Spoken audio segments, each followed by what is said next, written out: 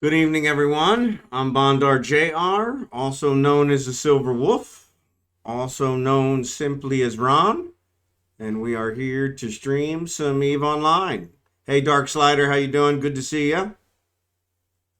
So, without further ado, I'm going to get switched over here. Actually, already flying some missions, so just trying to get my dailies done. See if I can still make it before the end of the month. Get my stuff. No problem, Dark Slider. Get some coffee. We're still getting set up. None of the rest of them are here, so Jerry Can's here. Jerry Can, did you want me to invite Cass? And Jerry Can, thanks for being here.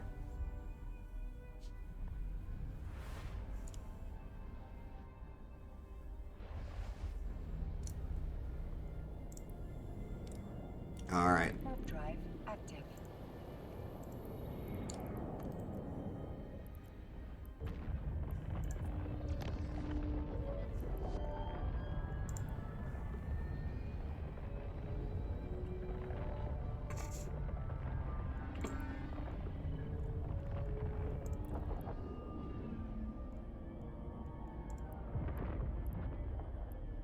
Docking permission requested. Docking request accepted.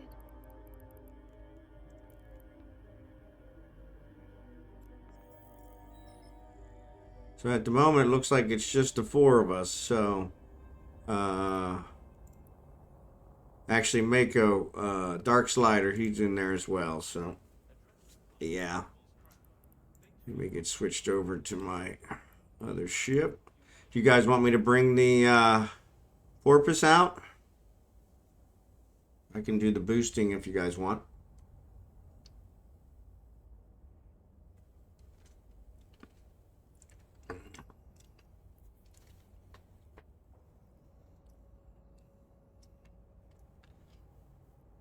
I know Dark Slider doesn't have one. Jerry Can, you planning on bringing your porpoise out? Excuse me. If not, I can bring mine. Okay, cool. Did you already have a...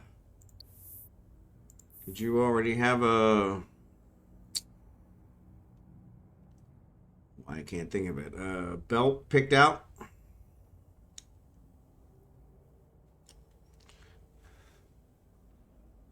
I guess I could actually just jump to you.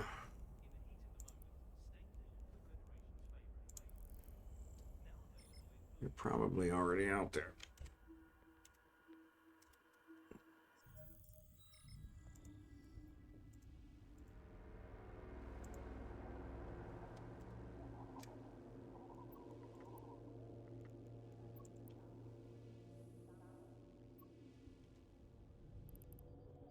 I'm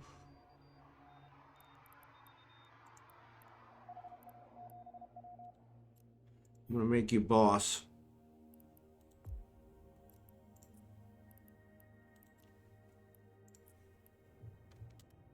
Warp drive active.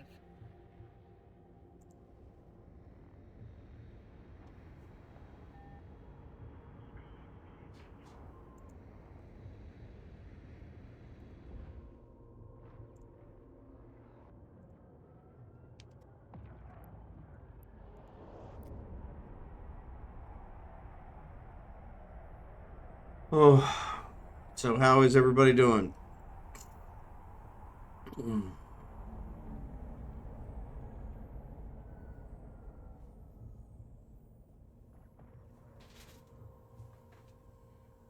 This chair is by far the most uncomfortable thing I think I've ever sat in. I got really spoiled by my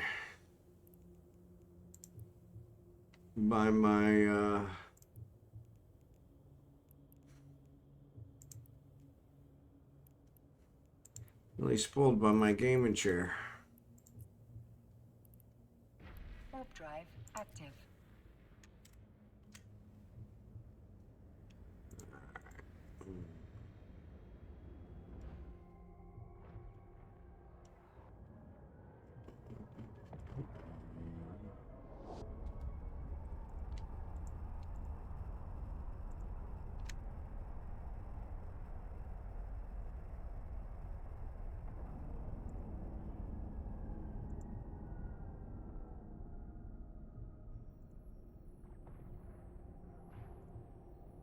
Oh, come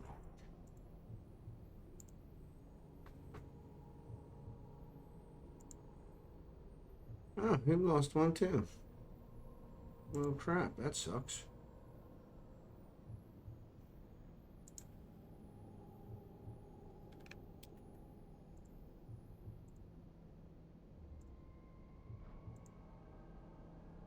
Nope. All right, go away.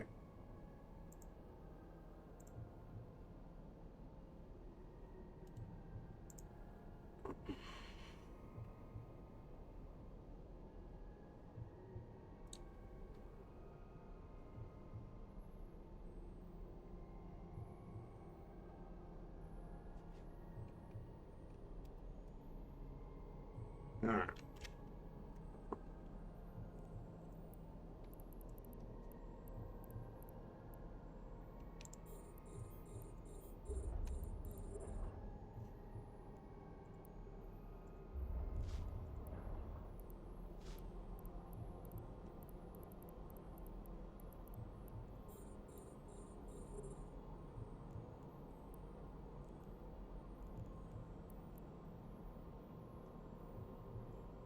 Thanks for boosting, Jerry Can. Appreciate it. But yeah, this chair, oh my goodness. Gotten really spoiled by my gaming chair, so. Which is now on the way to the Philippines. So I'll have it back in about 2 months, hopefully. If it doesn't get slowed down on a ship somewhere. So,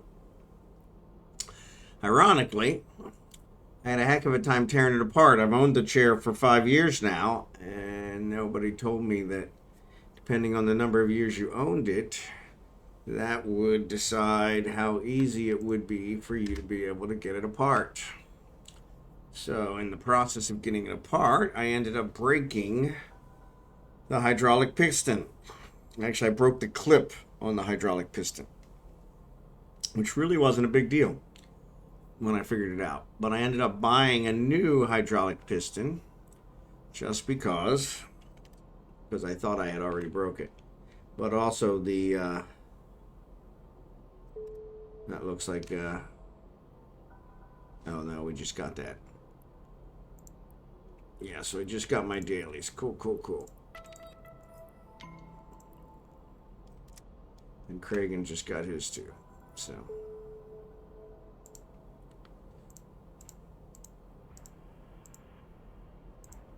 but yeah, I ended up breaking the piston. Well, breaking the clip on the piston, which ended up causing some other problems. So I ordered a new piston,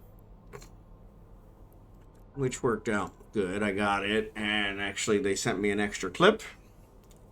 And it turns out I think my old piston, all it needs is a new clip. So, but yeah, it was interesting. I had just packed up all my tools. So I didn't have the tools. We had shipped those the couple weeks before. So I didn't have tools to it. I said you needed a rubber mallet. So I borrowed a rubber mallet from one of my neighbors and proceeded to destroy it. So then I bought him a new rubber mallet. So now I have an extra rubber mallet here, which will be shipped now. We're trying to send our last boxes here this Friday. See how that goes. But hard to say if it's going to actually be the last ones or not, because I'm finding that I seem to have a lot more than I thought I had. So, or a lot more that I can't seem to part with. So, but that's been keeping it interesting, if nothing else. So, these guys are still too far away.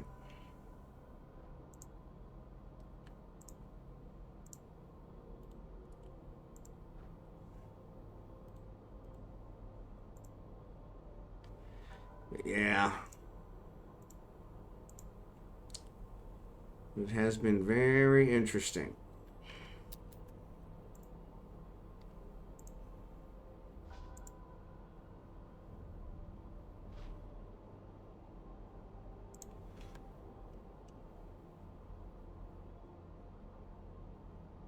It's all massive. There's a condensed. Okay.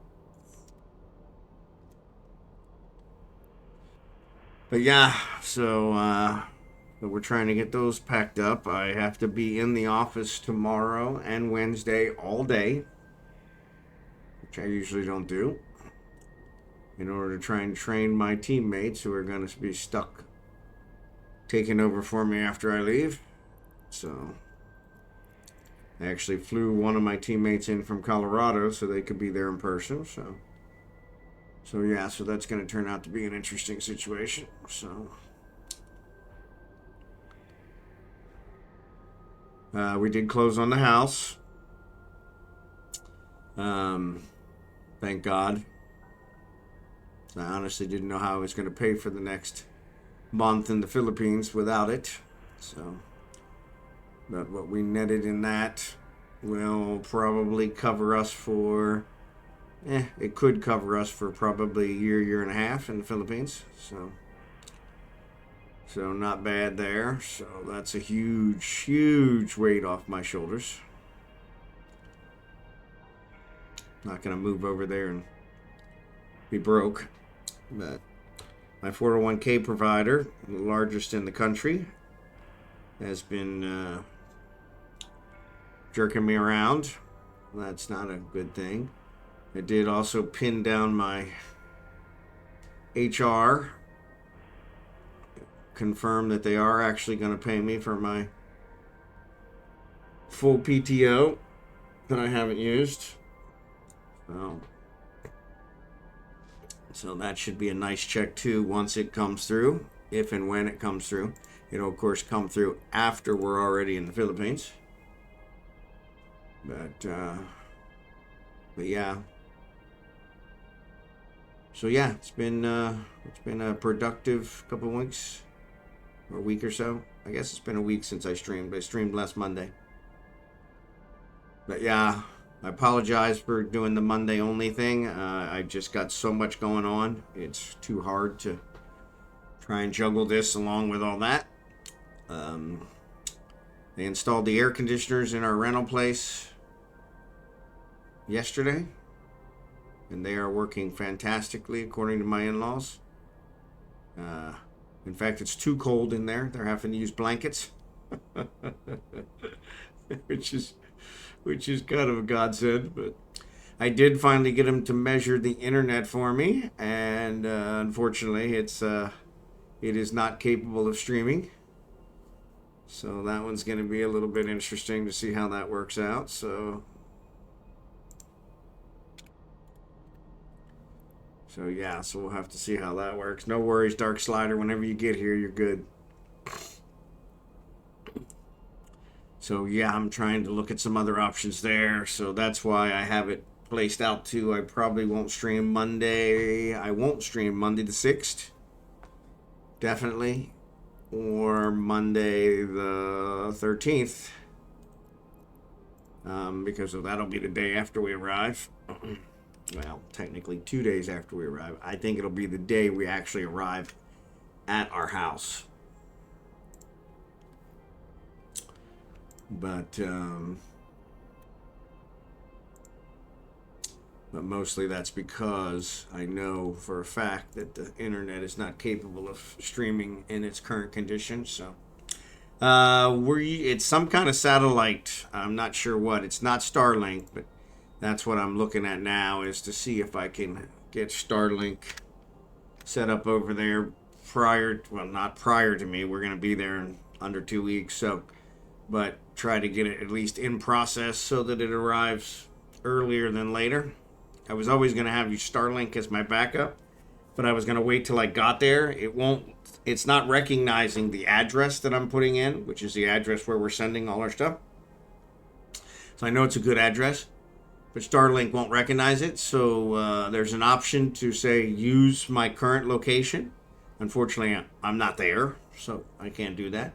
But my in-laws are, so I'm going to try and talk them through that. Unfortunately, that means me paying for it with them, setting up the thing, and I don't know how that's going to work. So, but yeah, we're trying to figure that out.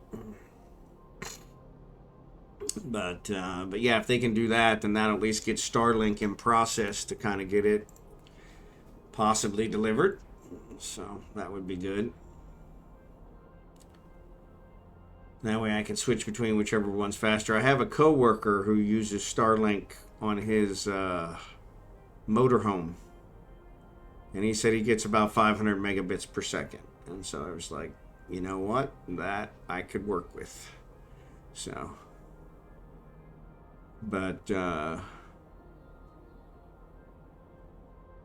so yeah, so if that's the case, now that's also here in America. So now it's the same, from what I understand, it's the same equipment, same satellites, just a matter of how many are in the Philippines versus how many are in America.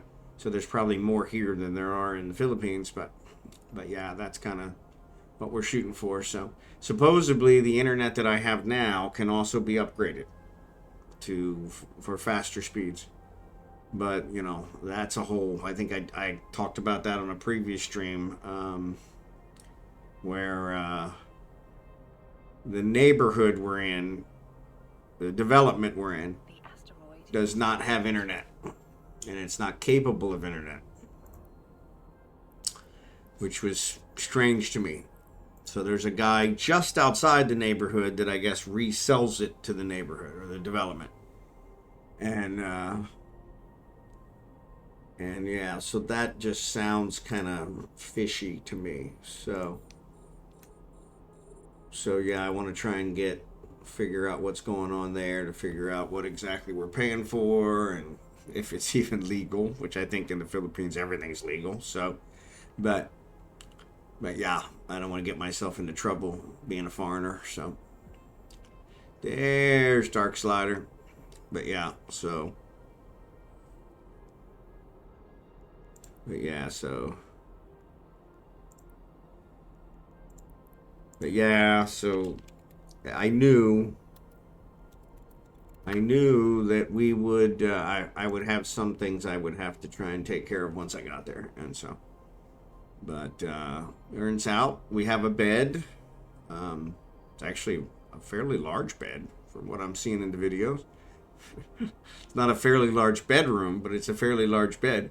So, bed takes up almost the whole bedroom.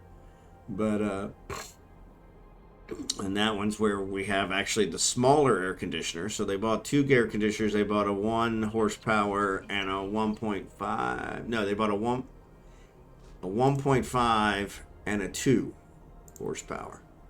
They put the 1.5 in our bedroom, and they say it's too cold to sleep in there. And they put the 2 in my office. And so I'm like, okay, well, that should be more than enough for what I need. So, but yeah, so that at least is looking good. Of course, there's nothing else in my office at the moment except for the air conditioner. So, but yeah, so that's all progressing. They did get, like I said, there's a bed there. We're planning, I think the latest we've talked about is we're planning to stay in Manila the night we arrive. Maybe the 2 nights that we arrive. The night we arrive, we're arriving in the middle of the night, so probably right around midnight. So we're definitely going to stay that night, right across from the airport. Or what we're hoping, it's right across from the airport. Fortunately, there's a lot of scammers in the Philippines that are using Airbnb to scam people. And so we're trying to verify that the place is legitimate before we pay. There are several of them that don't require you to pay up front, which that seems legitimate, because, you know, they're not going to make any money unless you arrive and, you know, use it. But then there's others that want you to pay up front, and they're the ones that seem to be kind of questionable. My brother-in-law, his mother-in-law, somehow her property got put on Airbnb as a rental place, and it's not. And so she's been getting calls and all kinds of stuff for people who want to stay in her place, and not quite working out right. So yeah, so that's been interesting to say the least. So, but yeah, so we're trying to avoid any of those entanglements if we can. Oop, that's Feldspar. I don't want that one. But yeah, we'll have to see how that works.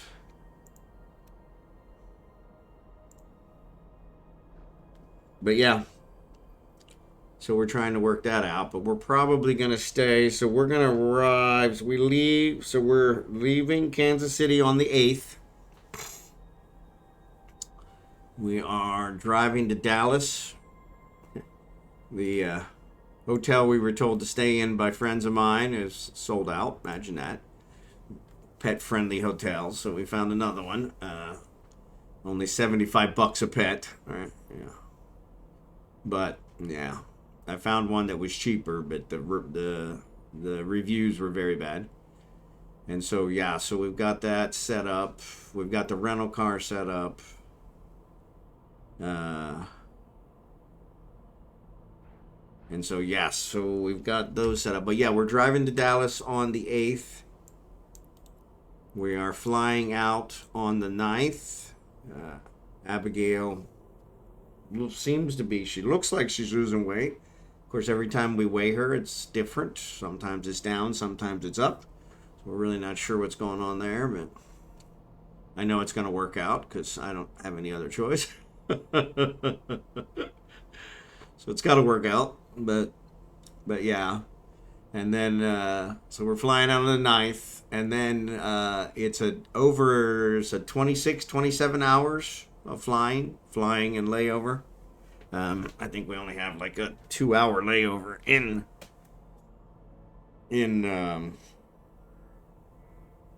Incheon, Korea. But yeah, so it's 27 hours, and we end up arriving right around 10:30 p.m. We leave on the 9th. We arrive 10:30 p.m. on the 11th, so almost the 12th. And so they're 13 hours ahead of us. So yeah, so it's kind of part of the time change and the crossing the date line, as well as the 27 hours of flying time, so travel time. And so yeah, so we're probably going to be exhausted, so we want to stay in Manila. Her sister lives in Manila, but she's a little further from the airport, and so just thought we'd get a place right there by the airport for her sister and brother-in-law and her brother and sister-in-law. So there'll be 6 of us with the dog. Actually, a couple dogs staying there. So yeah, so that looks like. And then we plan to, so the place they got the air conditioners from, they got a really good deal on the air conditioners. Much better than we were looking at. So we were looking at 1 horsepowers. And they were about, what's 35 come out to? 70, yeah, it was about 1,200, 1,300, closer to 15, yeah, wasn't quite 1,500 US were the 2 1 horsepowers. She got a 1.5 horsepower and a 2 horsepower and 2 large standing fans delivered and installed for just over that. It wasn't wasn't quite 1,500. So yeah, so it worked out really well. And so we're planning on using that, and that place is in Manila. And so we're planning on using that place as well for our refrigerator and some of our other furniture. So our plan is to sleep a little bit on Saturday, go over to the furniture place, check out the furniture stuff, get that arranged to be delivered, which would probably get delivered on Monday, start of Holy Week. And then probably do a few other things and proceed there on Sunday. So yeah, so that way the traffic still won't be that bad. We're a couple 4 hours out of Manila, south of Manila. And so But yeah, it is progressing. So still a lot of moving parts. Dog import permit has been successfully acquired. I have an appointment on the 2nd of April with her to get the health certificate, which is only good for 10 days. I switched it. I actually was going to have it on the 31st, but then the 10 days would put us right at when we were flying, which would have been a problem if we had to switch. And so we've got that set up now so that we've got a little bit extra leeway, which hopefully we won't need. Like I said, I don't really have a backup plan, so it's going to have to work. But yeah, we'll get that taken care of, and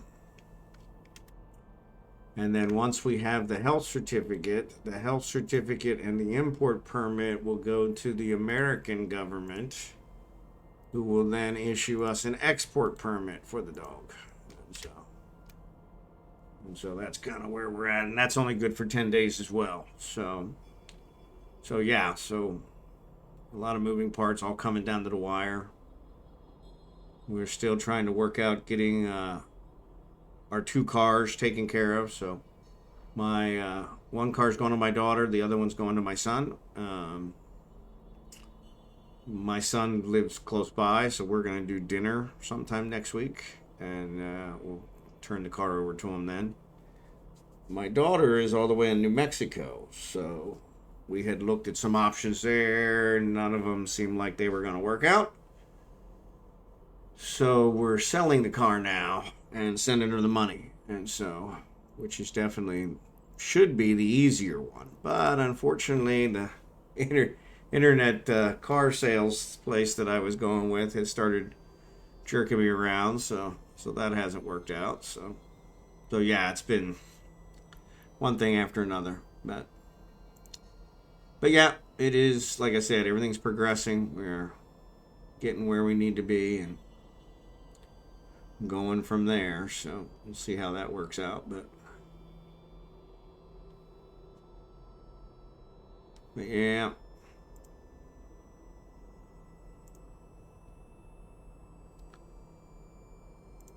But what else? Yeah, I mean, this time, yeah, for selling the car. So I was looking at Carvana, and they had actually quoted me a price 2 weeks ago, which was fair, better than fair. I had several people who wanted to buy the car, so I told them what Carvana offered. I gave them a discount from that. None of them, of course, could come up with the money. You know, everybody wants the car, but they can't come up with the money. Imagine that. So, and so then I went back to Carvana because the estimate they give you is only good for a week, which was like, okay, well, I haven't put any miles on it because I never drive it, so you know it should still be good. Well, I went back to them for the estimate this week, just today, and they came down significantly from where they were, and I'm like, why? Nothing's changed. So of course they couldn't explain it. They were just kind of blowing me off. So I was like, you know what? I was like, okay. So I started looking around, and there's, I guess, some place here that you can drive it to that claims they offer the most. We buy any cars, and so I may try and check that out this week sometime, just to see what they're going to offer, to see if they're full of crap or not. But yeah, I need him to cut me a check and clear and quick enough so that I can send it to my daughter before we leave. But even then, I think I can work that out. So, but yeah, been kind of a nightmare. The Carvana thing was supposed to have worked out really nice, but yeah, like I said, they came down a lot, and I asked them why. Nothing's changed, and they said, I don't know, something must have changed. What? Tell me what changed, and I'll be happy to, take that comment back. I said, the mileage hasn't changed. And so, yeah, so it's just kind of hacking me off. So, and they're always playing, everybody's always playing games. So, but yeah, I got to get that taken care of. But I got to keep it long enough to be able to still, this week I need it to drive. I have to drive. Yeah, so I don't know. Yeah, they couldn't explain it. They said supply and demand, those kind of things. I'm like, which I'm not buying. The car's in excellent shape. I got an excellent deal on it. In fact, ever since I got the deal, the Nissan dealership has been calling me to try and get it back from me. But they don't want to pay me for it. They want me to trade it in on something else so they can resell it for the price that they should have sold it to me. And I'm like, yeah, I'm not trading it in. I'm leaving. So, but yeah, so it's just kind of a nightmare. So, but yeah, they couldn't explain. I chatted with them for a while, and the person that I was chatting with, they were taking like 5 to 10 minutes between comments. And I'm like, seriously? And so yeah, it was kind of ridiculous. So, but yeah, that's what they claimed, that in a week the market had changed. And I'm like, yeah, I'm not quite buying that. I hear what you're saying, but yeah, not gonna buy that one. So,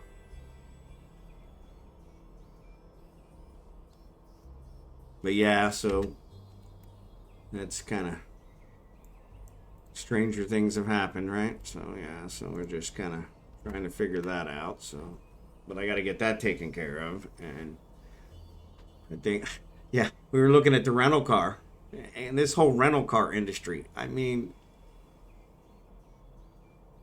so if I rent the car, I only need it for 2 or 3 days. Okay, but we're gonna turn over my car to my son, or my wife's car to my son, a little bit earlier. So we need it, to do that, number one, because we need a way back from his mother's house, because he lives with his mother still, 26.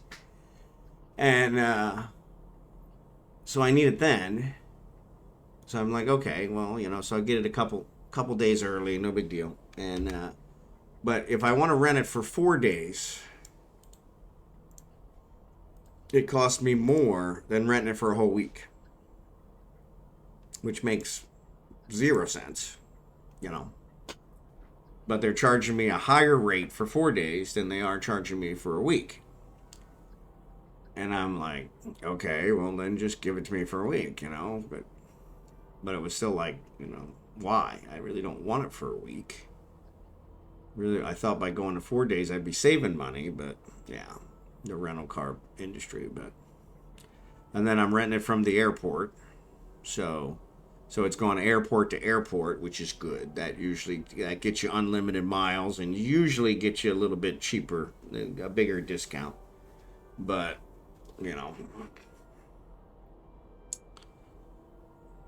man, it looks like the drive to Dallas should take me less than 8 hours. So we're planning on leaving pretty early on Tuesday morning to do that drive, so that if we run into any problems, we'll be okay. And our poor dog hasn't been in a car that long, so we'll have to see how that works out. She's been in a car, several times, but she's not the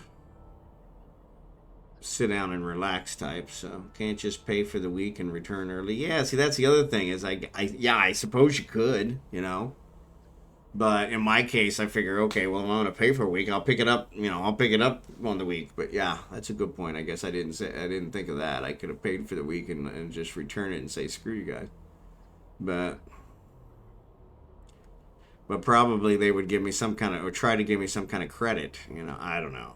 But it's really weird. It's like $67 a day for an SUV, because we need it for the bags. We've got a lot of bags, and but if I rented it per day, it's $90-some a day, and I'm like, why?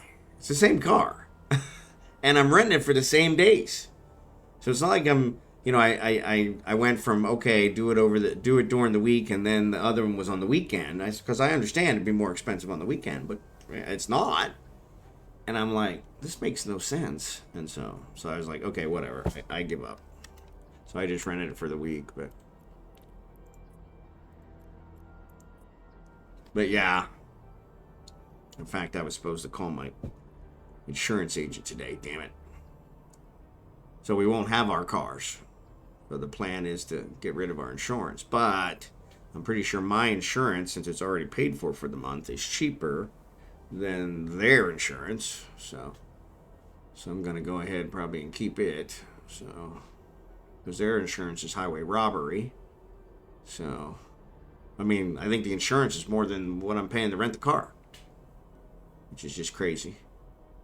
But yeah, so I mean, it's all good. I mean, it's not like it's a huge problem or I don't have the money. It's just like I don't want to throw it away either, you know? So, but yeah, so we're trying to get all that straightened out. So I've got the car reserved, got the hotel reserved. The hotel has a shuttle to the airport, which was one of our requirements, and it's pet friendly. So, of course, for $75 per pet, it's pet friendly. And so, which is another crime against humanity. But it is what it is. Like I said, I found one that I think was $25 per pet friendly. Actually, the one we wanted was no charge per pet friendly. But of course, it was sold out for a Tuesday night, which is really strange. But okay, happens, right? So, yeah, so the other one,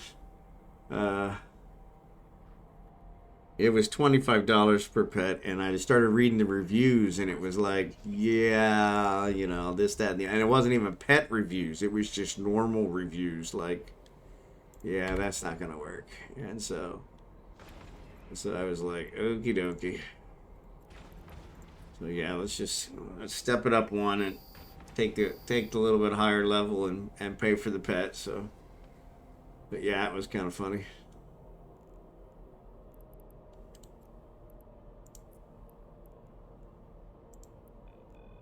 But yeah, I think it turns out it's closer. No, I don't think it is closer. It's not closer than the one we wanted. But yeah, I couldn't believe it was sold out. Which, like I said, it's only 2 weeks away. But still, no other hotel in Dallas-Fort Worth is sold out. Just the one we wanted. So, I was like, okay. But, you know, it is what it is. So, and then what else? Yeah, so keeping my fingers crossed that we do not have problems Wednesday morning. Kind of luck I usually have with travel plans. Yeah, you and me both. So, but yeah, keep my fingers crossed we don't have problems on Wednesday when we get there. The first thing they'll do is weigh the dog.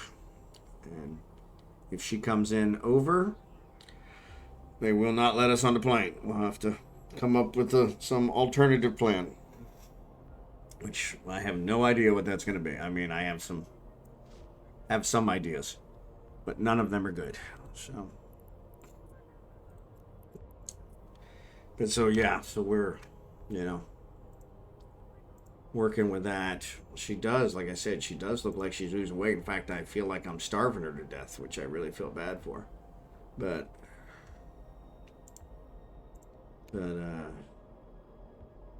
we weigh her and she's low, and then 2 days later we weigh her again and she's not low anymore. And I'm like, what?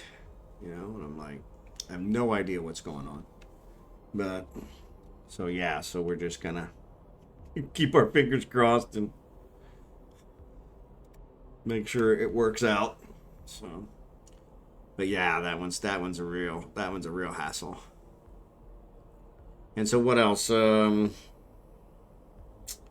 Yeah, paperwork.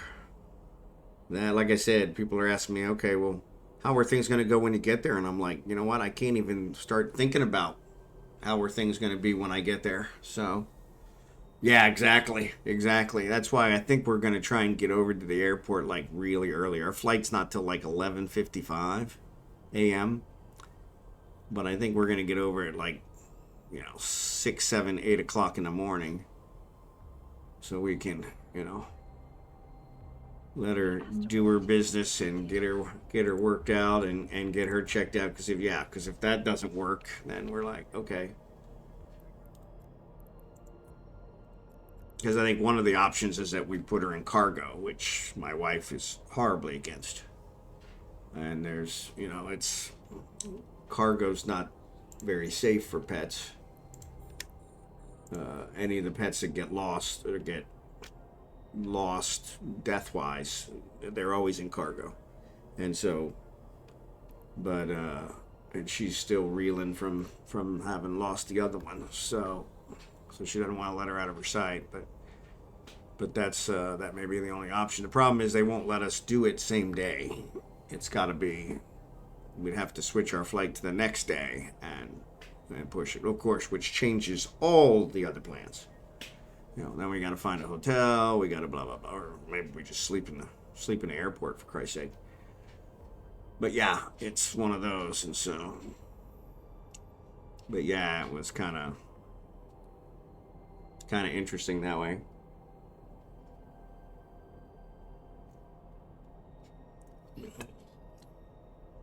I thought about renting the hotel for 2 days, knowing I only need one. Because if I pay for the extra day, then I'm guaranteed I won't need it. But if I don't pay for it, I'll want it. And it probably won't be available. So. But yeah, that's one of those where it's like, yeah, damned if you do, damned if you don't, So. But yeah, make sure she goes potty before, yeah. Well, and that's the other thing. The times we've weighed her has been after she's gone potty, and she weighs more. And I'm like, how is that even possible? I mean, she's a teeny tiny dog. And so, but my wife is also the one that's been weighing her. I've been trying to avoid it because I'm like, you know what? There's nothing I can do about it. So let's just toe the line and keep her on the diet, and it'll work out. So there's nothing I can do about it. So. She's the one that keeps weighing her, and it's all over the place. I think she weighed her once, and she said she was 12 and a half. I'm like, there's no way. With the crate.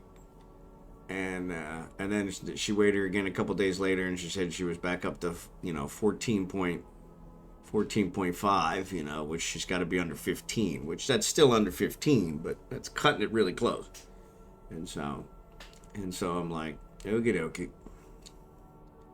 So yeah, so I'm just like, okay, it's all gonna work out. It's all gonna be good. It's all gonna be positive. The power of positive thought, mind power.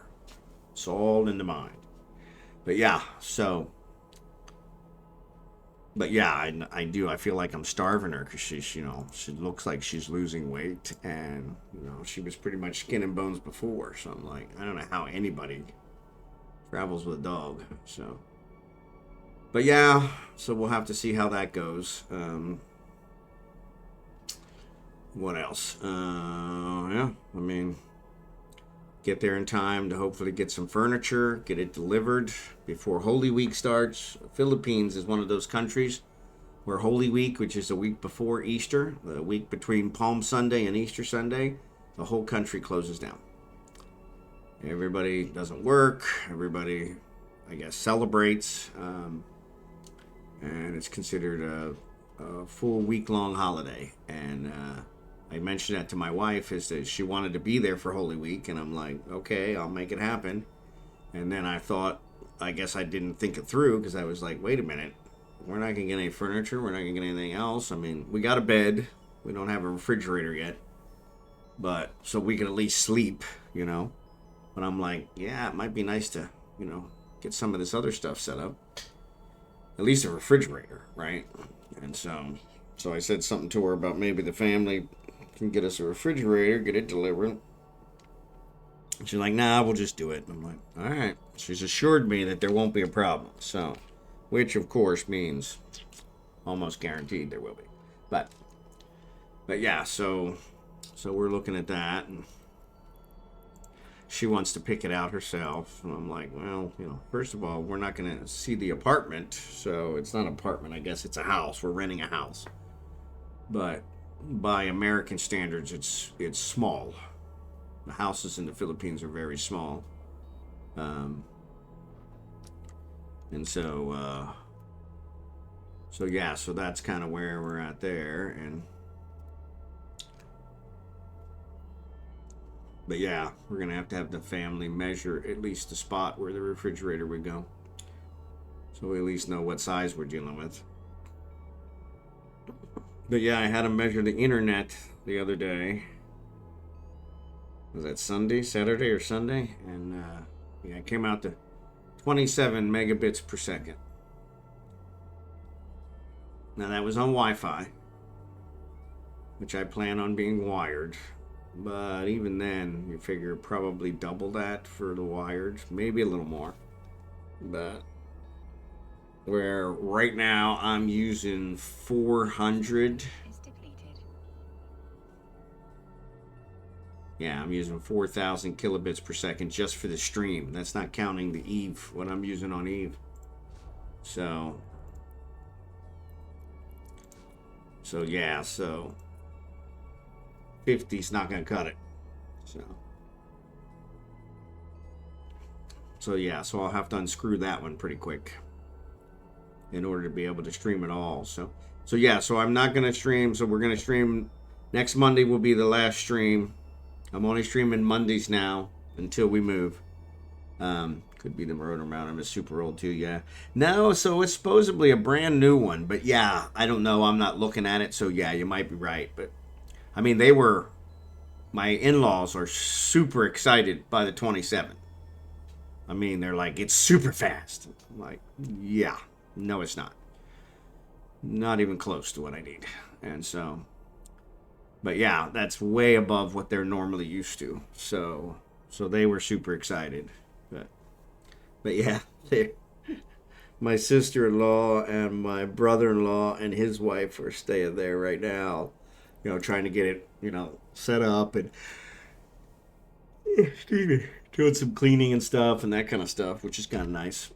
But yeah, it's been interesting. So because yeah, they're too cold because of the air conditioner, which I would have probably just bought the one horsepower, to be honest. I mean, the rooms are super small, so I wasn't really expecting to need a whole lot of throughput there. But I'm glad they did get that taken care of, because that's a load off.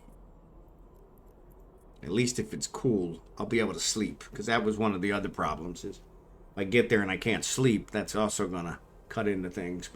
But so yeah, so I'll stream next Monday. I think Jackson's got something planned, so we'll stream next Monday. I'm only gonna stream Mondays until we move. So to this Monday, next Monday, I will be off for the 6th of April, which is the day before we leave. 6th of April. Yeah, we drive on the 7th. Wait, that came right. It must be the 7th. The 7th of April. Yes, sorry. So the 7th of April, I'll be off. And the 14th of April. Because that'll only be a couple days after we arrive. And I doubt very seriously I'll have the internet unscrewed by then. I might. And it may be that I'll wire it. And with a hard wire, it works great. I have my own routers here and all that kind of stuff for it being able to hardwire it.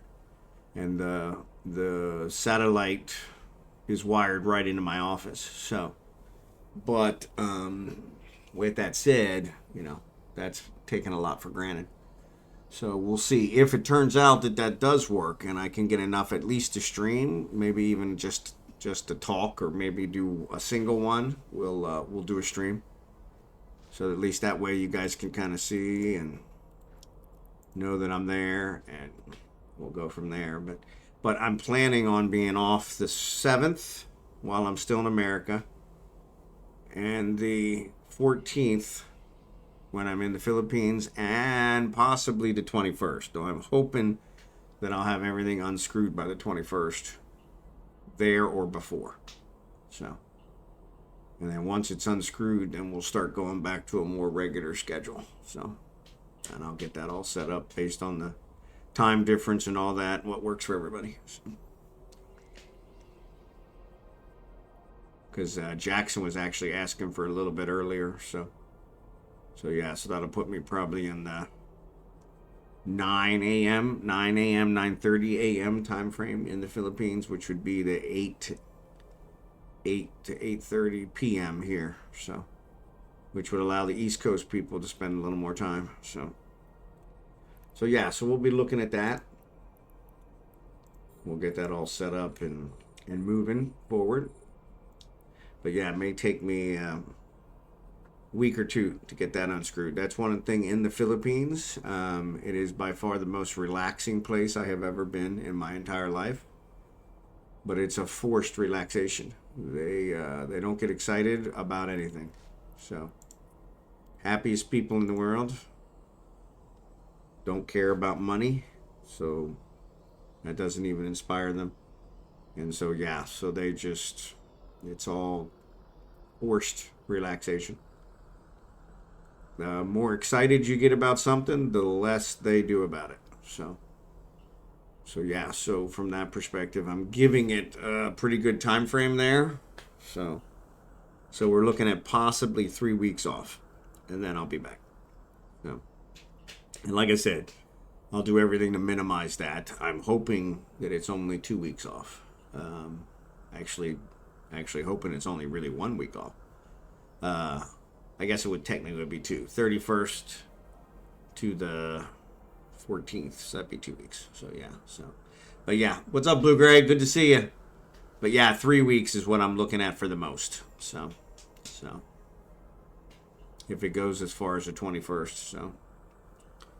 But yeah, which is kind of understandable considering, you know, I'm moving, 14,000 miles.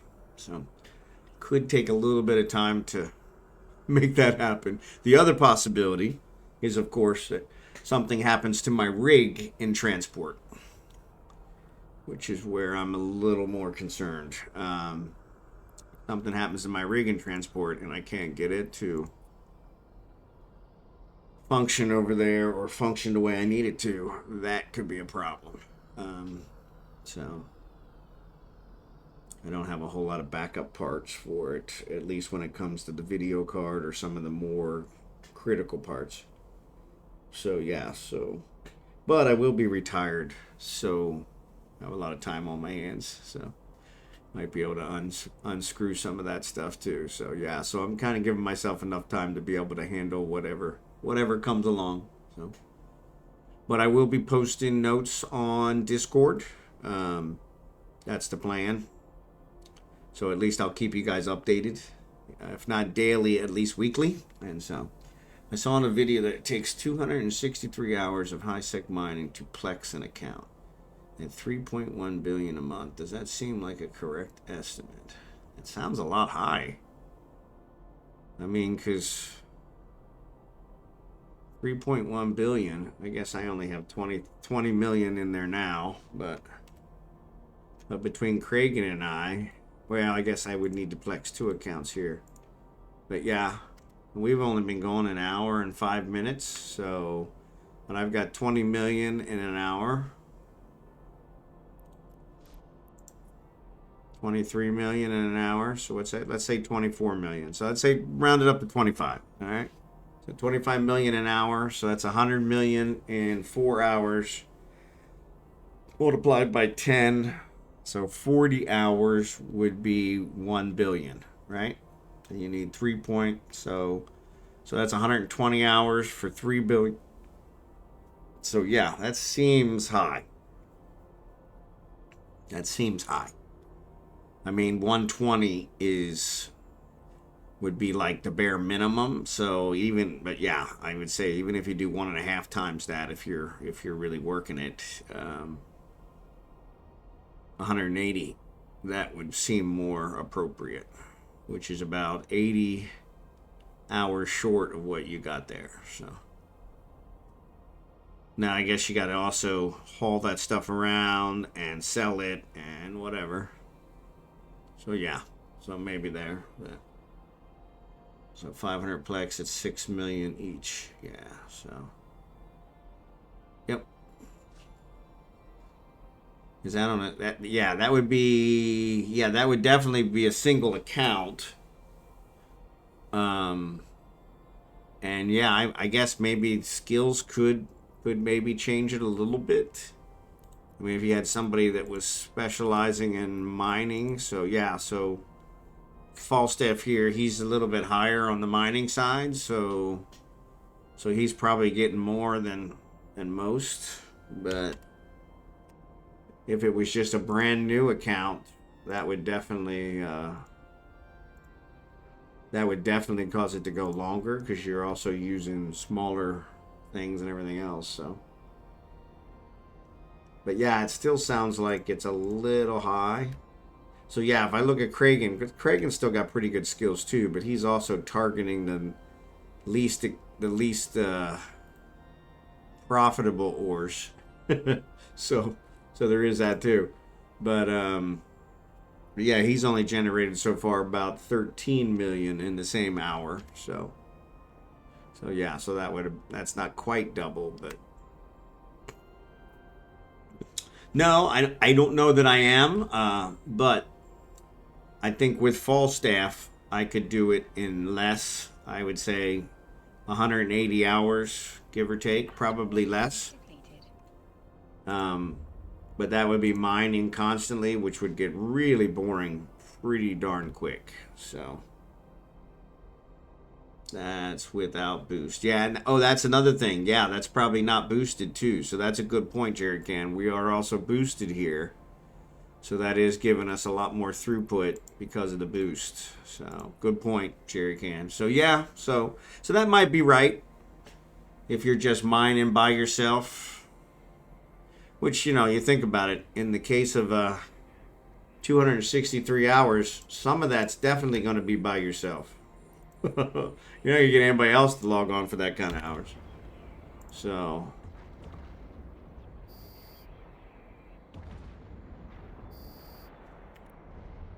yeah, but no, that's a good one. I like those kind of math problems. I'm almost interested to try it just to see. But that would be an interesting one.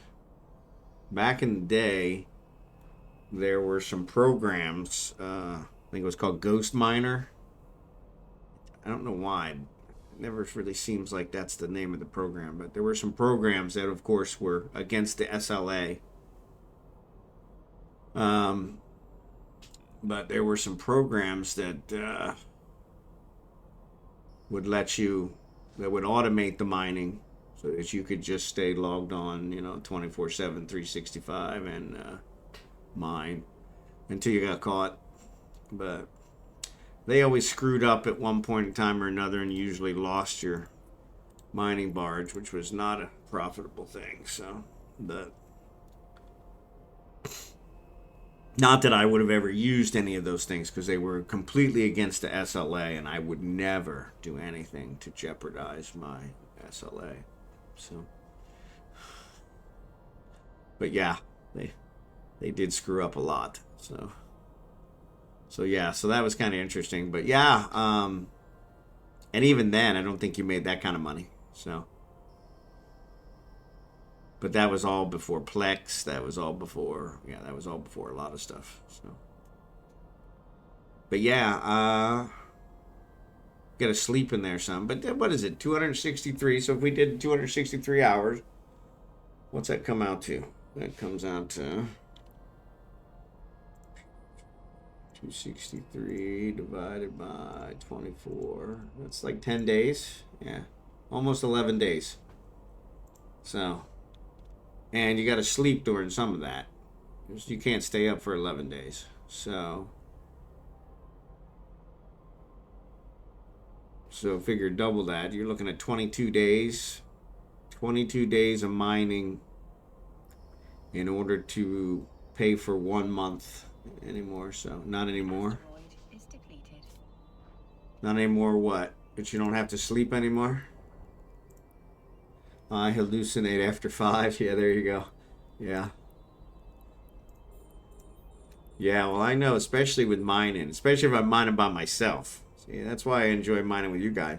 If I mine by myself, oh man, I'm out like in 10 minutes. So I don't know how Jerry Can does it all the time, but yeah. So and mining, ugh, that's the most boring thing too. So trying to do that for that long, that would probably make me want to quit the game.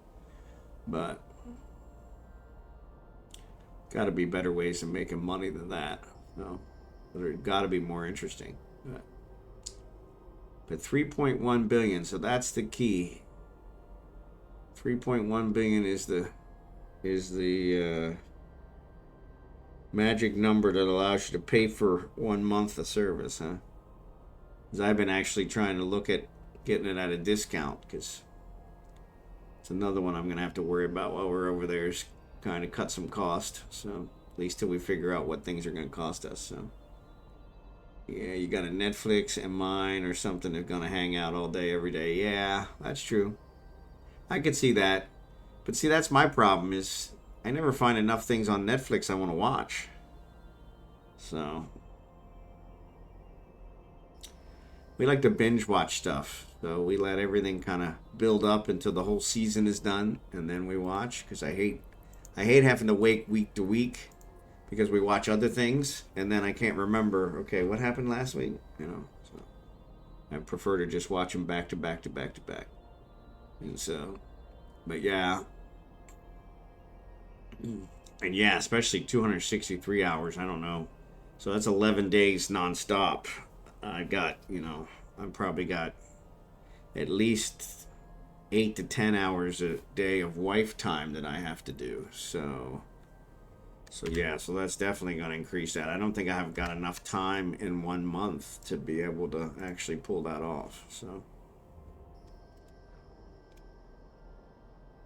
I used to like Amazon, but when they wanted more money for no ads, I canceled. Yeah.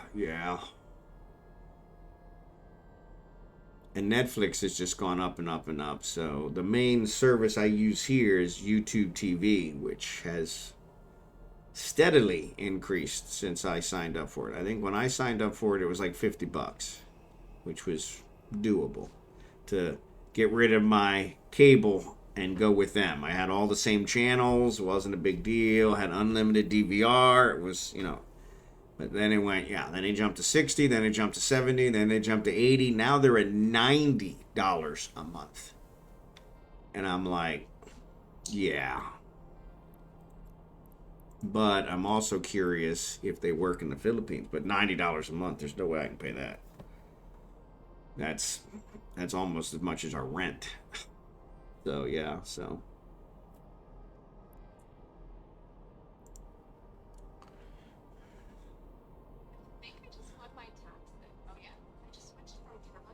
there you go. So yeah, so it's showing you how you progress from alpha to start paying for it. So that's not bad. Yeah.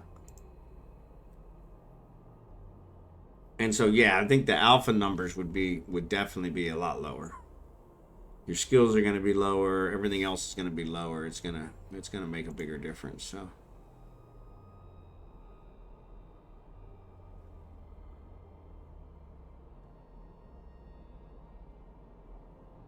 But yeah.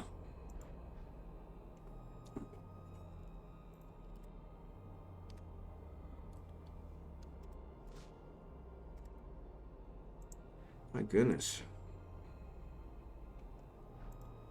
The Scordite's disappearing faster than I can target it.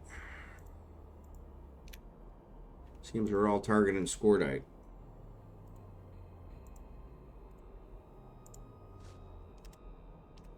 Oop, wrong one. But yeah, it might be interesting to try at least 1 month just to see. That's a lot of mining. Ugh, that's a lot of mining. I mean, honestly, though, in what, the 3 hours we do, I usually end up with about 100 million worth of ore, give or take. So you need 30 times that. So 30 times 3, that's 90 hours. So that would be the bare minimum. Now, that's with the boost. So yeah, like Jerry Can had said, that's with the boost. So yeah, without the boost, that really cuts it down. And then you could probably also do some other stuff. You can mine some higher end stuff. You could do some low sec mining. But then you got the risk. You might lose your ship and that kind of stuff. That always makes you wonder if it's... You got to factor all those things in there. So the video I saw that estimated that figure is here. Yep. No, that's interesting, Blue Gray. Appreciate that. I like those little puzzles. Yeah, I'm kind of tempted to try and figure it out just to see. But that'll have to be an after retirement thing. They definitely don't have that now. My work is definitely causing a lot of problems. Have you checked out any of the T1 Battleship EPCs since they lowered the build cost? I have not, and that's a good point, because I meant to do that. Thank you, Dark Slider, because that is one that I really did want to check out. And I have several Hyperion. It's just the one I'm thinking of off the top of my head. So they still require the 3 PI items. So, but yeah, from my perspective, it really doesn't look like it's changed.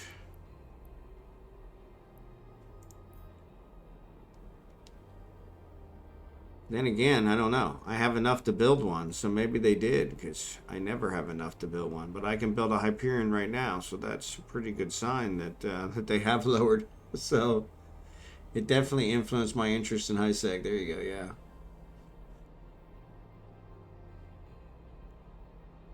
Yeah, it's a lot safer in high sec, but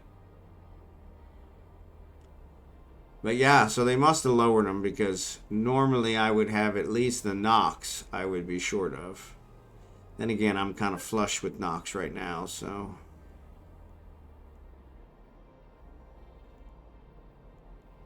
Megasite's what I'm low on now, so. Oop. Almost ran out of space. Oh, excuse me. Sorry about that. I have not been, as I mentioned in previous stream, I have not been sleeping well ever since Benedict passed. So he used to sleep right above my head, so I'm having taken some time to get over that. And then, you know, with everything else going on, normally I have no trouble shutting my mind off to go to sleep, but now I'm just so overwhelmed with everything. So many moving parts. No.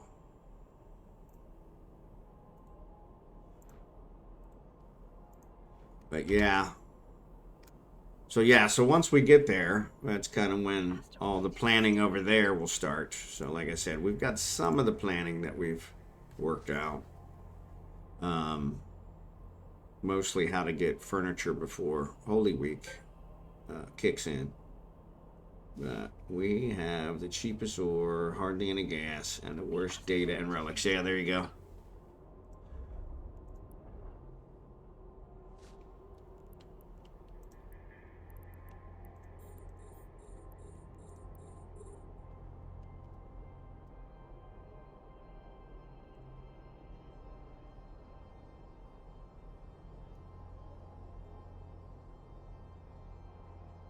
Somebody is messaging me at work, which is not good, or messaging somebody.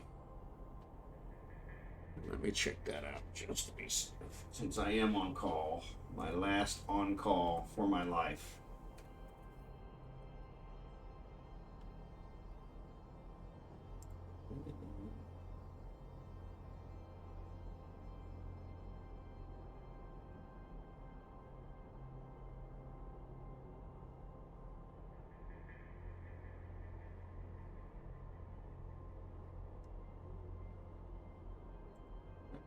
actually not messaging me at all.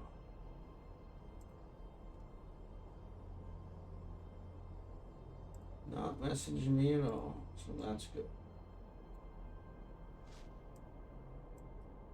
But since I'm here,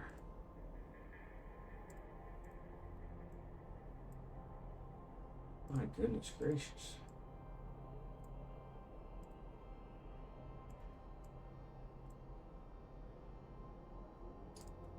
Yeah, I'll be glad to get rid of this. Really will. Really will. Oh, man, almost ran out of space. We have the cheapest Oreo.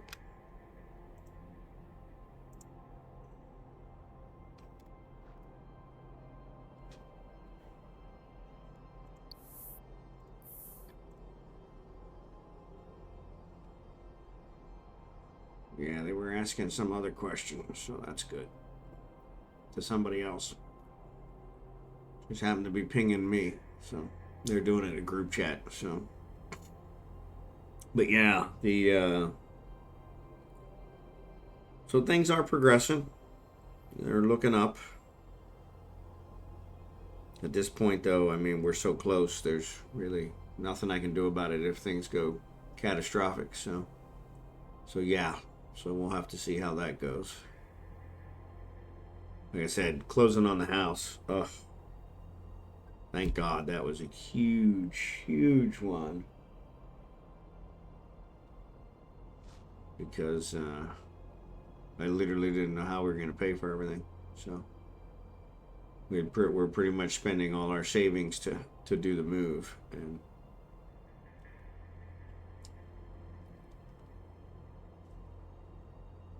my wife has some stock options that we were going to sell. And unfortunately, her stock price has tanked. So her stock options are pretty much worthless. So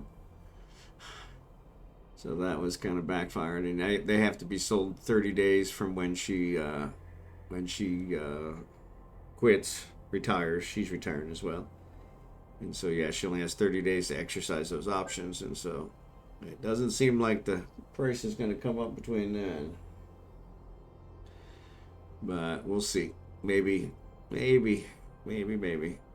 we're hoping, keeping the fingers crossed on that one too. But even then, that's still, yeah, it wasn't a huge amount of money. So my 401k is what we plan on living off of until my Social Security kicks in about 5 or 6 years. And unfortunately, my 401k provider has said that it'll be several months before they can even talk about a disbursement. And I'm like, why? It's my money. I want it, and I want it now. And they said that's not how it works. So yeah. So I was a little disappointed in that, especially since nobody told me that.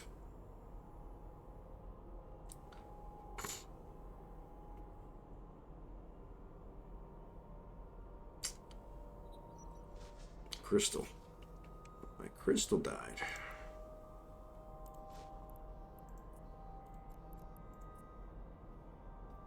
But yeah, so, and that's the other one, is that they're requiring me to have to fill out some paperwork and stuff that they're going to send me after the fact when they finally decide that I am separated. They won't believe what my company says. They won't believe what I say about when I'm separating.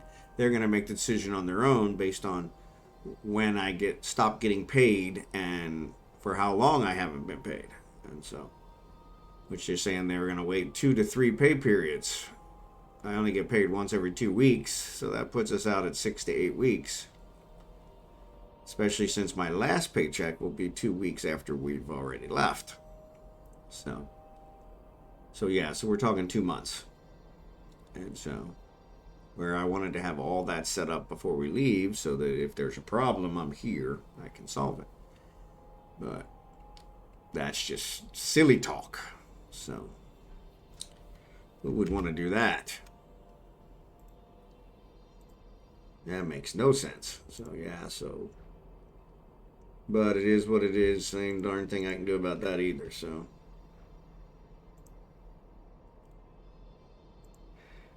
Yeah. Excuse me. Sorry. like I said, I haven't been sleeping well. I think I was up at 6 this morning. I had a deployment this weekend, which, yeah, like I said, I think I've worked more in the past 2 months than I have the whole rest of the year. So, which has been stressful as well. So, and they're trying to get more out of me in the next 2 weeks than they probably have in the last 2 months. So, but yeah, I'm not surprised with my boss. So, but yeah, but this too shall pass. This will be gone pretty soon. So, we'll be done with them. So I'm pretty excited about that. It'd be nice to be retired, which is strange because my job has been such a huge part of my life. The asteroid is depleted. Part of my identity, and it's kind of different. It's kind of different that I'm to the point where I'm like, yeah, I don't care about that anymore.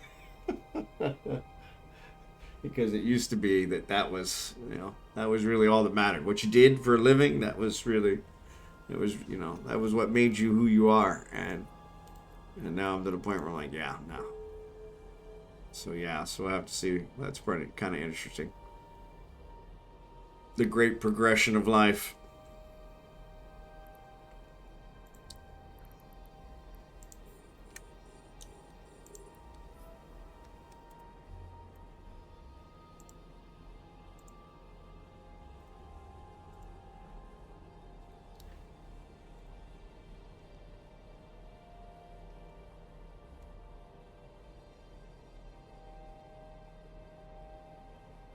But yeah, I think that's all my wife. That's all my wife is looking forward to, is not working anymore.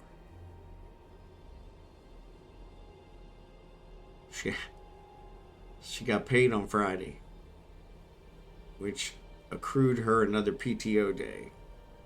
So she called in sick on Friday because she just accrued a PTO day. And I'm like, completely different philosophies. Mine is I'm trying to not take any time off and do whatever I need to do so that I can get paid for my 6 weeks of vacation. That'll be a nice paycheck. Hers is the exact opposite of how quickly can I take it. This is the quickest she ever has. It's the day she accrued it, she took the day.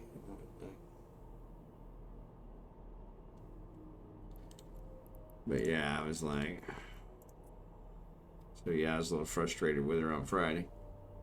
Plus, it's also a problem for me working from home. I work from home Monday, Thursday, and Friday, and so the problem for me working from home when she's sitting here with the television turned up 10 decibels. I'm like, yeah, I was like, what the heck? Because I'm pretty much on the phone all day, every day. So, but yeah.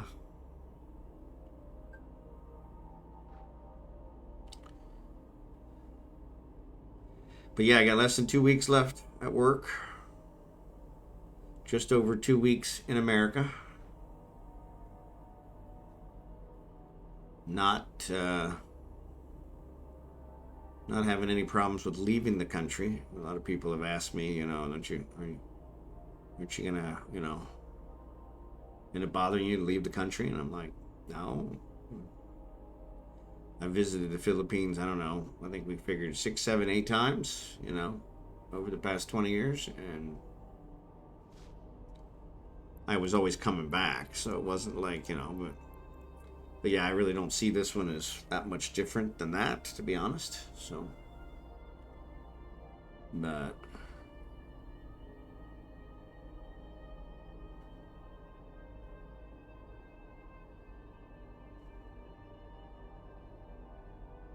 yeah, what else? Huh? super hot in the Philippines right now. So I'm glad my air conditioners are working well.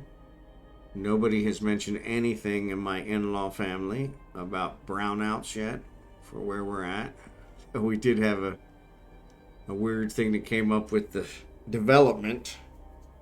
So the development charged us some fee to have the installers come and install the air conditioning units in case they didn't install them correctly.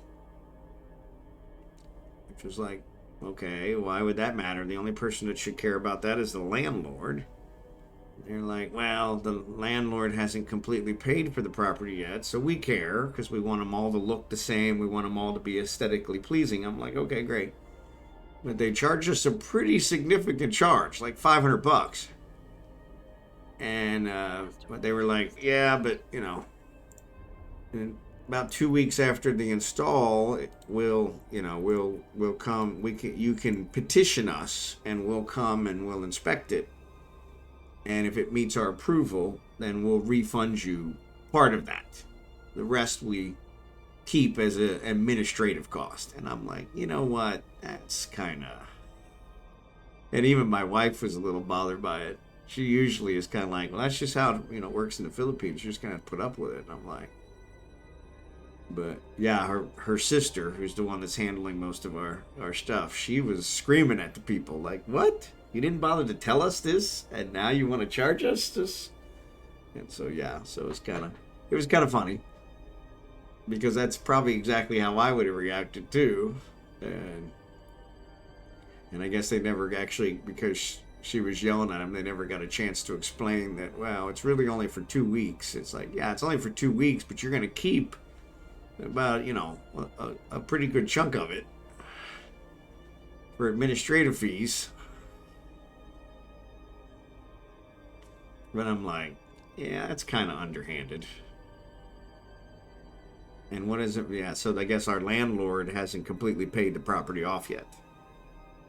And so, and he did, and it makes sense because he offered it to us as a rent to own, and we're like, no, we're going to build a house. We don't want to. We're just looking for some place to rent. So worked out great for him because it's getting paid for, and you don't have to worry about it. And we're reliable and blah blah blah. So. But yeah, a lot of things they failed to mention. Oh, yeah, the other one we found out, supposedly the development had a pool. It does not. My sister-in-law discovered that yesterday. And so my wife was pretty upset, which is funny. My wife doesn't know how to swim, but she was pretty upset. Like, why were you upset? You don't even know how to swim. I said, I'll be fine, we'll manage. Yeah, she was upset, but I was like, you don't even know how to swim. But yeah, it was kind of funny. But yeah, she was kind of, irritated because I guess, so they show several pools in the advertising for the development, but never once does it say it has a pool. And of course, they're selling lots, and so you could put a pool on your lot, so that's why they're advertising pools, but it was pretty funny. It's a typical Filipino thing, is that, there's no rules around any of that kind of stuff. So you can pretty much say whatever you want. In fact, the place, what attracted it to us was the price and that it was furnished. And you guys know from the fact that I need to get furniture as soon as we get there that it's not furnished, but it was advertised as being furnished. So. And of course, my wife especially was pretty upset about that. I was a little hacked off about that. And I was like, yeah, well, they can pretty much do whatever they want. And they got us to call, and the price was still good. So, but yeah, kind of amazing the way things work there. My tracker, it's funny, I don't actually need to wear my tracker anymore. Because I have tracked everything, but my tracker is recharging. It's actually the only watch I have, so I'm probably gonna wear it till it dies. So.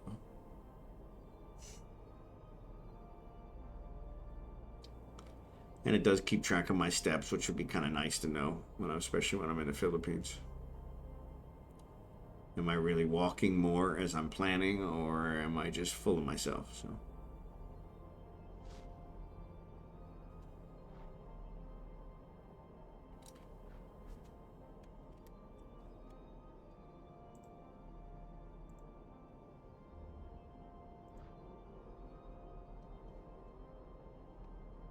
Honestly, not that I probably need to walk anymore. I think I'm averaging 10 to 15,000 steps a day, so. But I want to try and keep that up over there too, so that'll be nice. Over there it's a lot hotter. I'll have to do it early in the morning. That'll be good. I'll do my walk in the morning and then come home and stream for a couple hours and then get everything else done. So that'll work. Once I get to where the internet can handle the streaming. So yeah, supposedly the internet that I have, which is it they showed me, it's a dish that's on top of the building. So I'm assuming it's satellite, but I never was good a swimmer, but I do enjoy lounge in the pool. Yeah. Now I love to swim, and I love to swim in the ocean.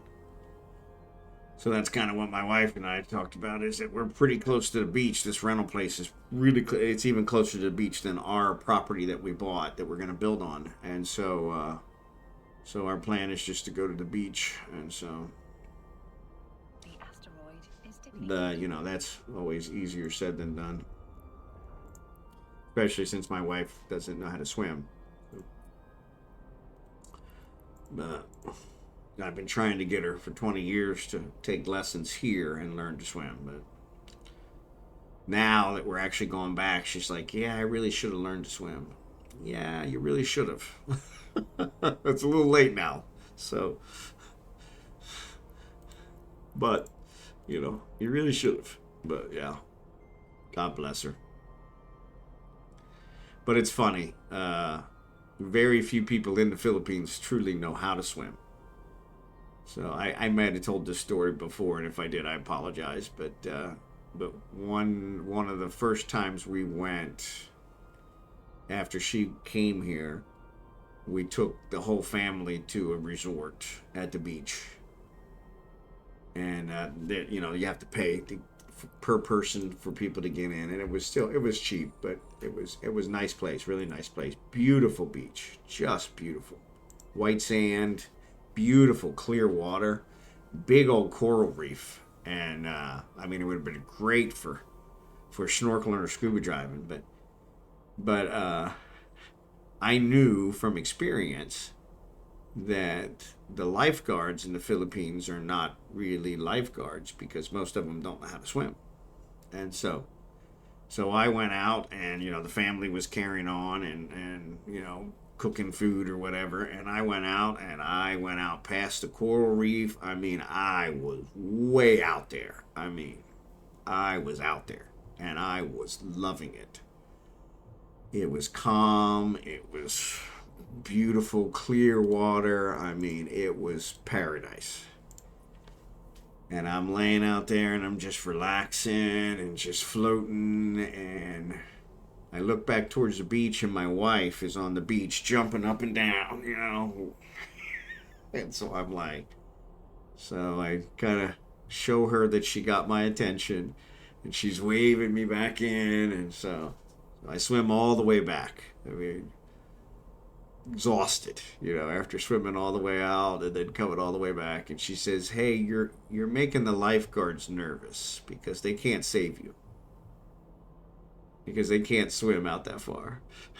And I said, yeah, I understand that. I wasn't counting on them saving me. I'm more than capable of, handling myself. The fact that I swam all the way out there was kind of proof of that. And I also knew that they probably couldn't swim anyway. So she said, but it's rude. You're making them nervous. And I'm like, so, of course, at that point, I was so exhausted from swimming all the way out, swimming all the way back. I was like, all right, fine, I'm done. But I'm like, yeah, I'm going to have to figure out something around that here going forward, because I'm like, yeah, I'm not. Beautiful, beautiful ocean like that. Of course, I'm going to swim in it. You need to make sure I'm not in a shipping lane or something so I don't get hit by a boat. But other than that, I mean, come on.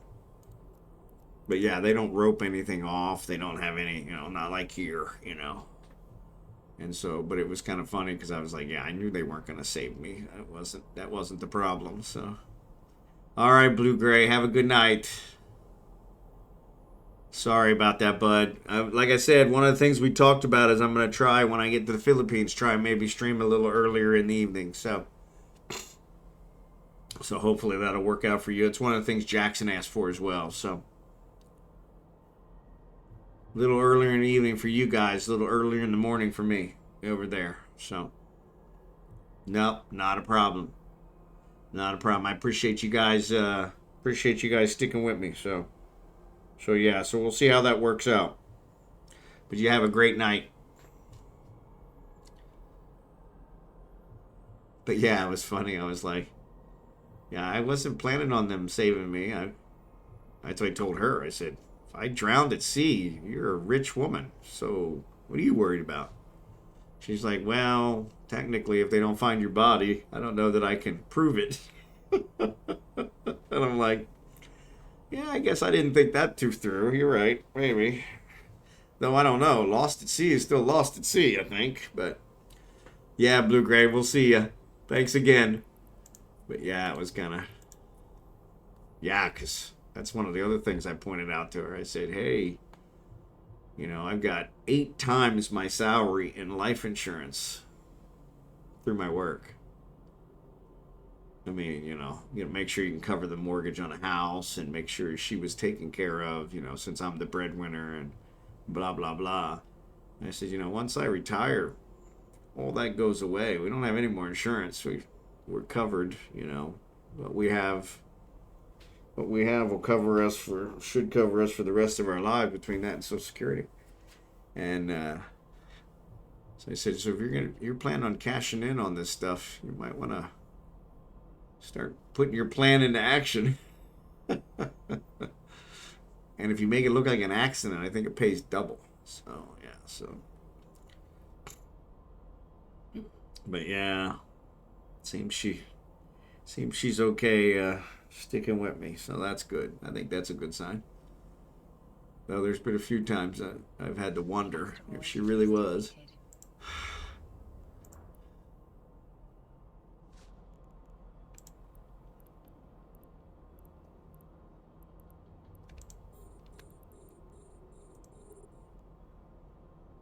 But yeah, it's kind of funny.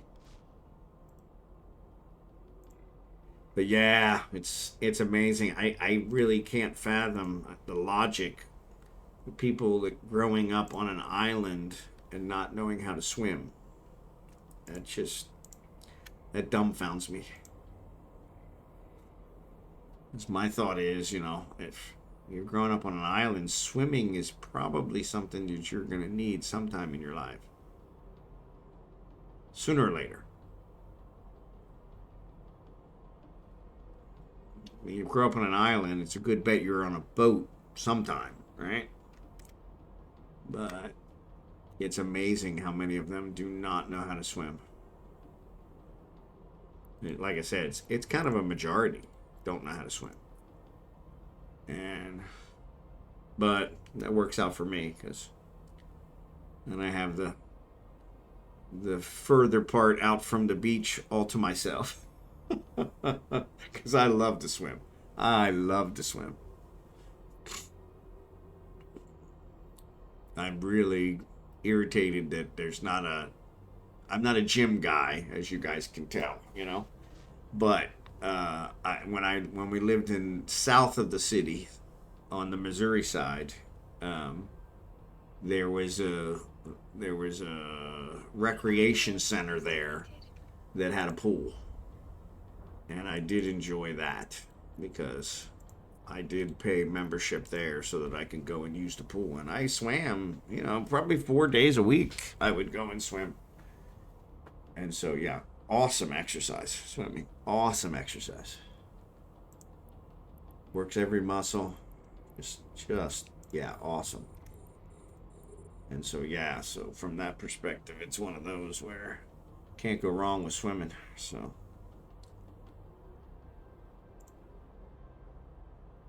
But yeah, it's funny. It was making the lifeguards nervous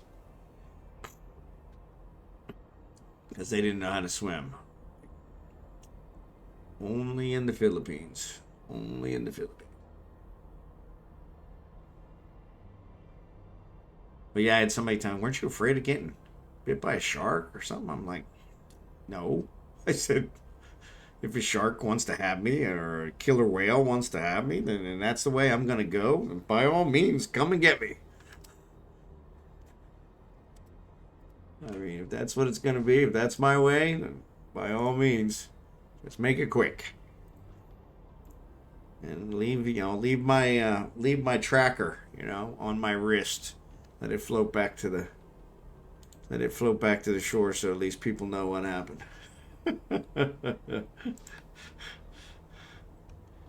They don't just think, hey, he took off.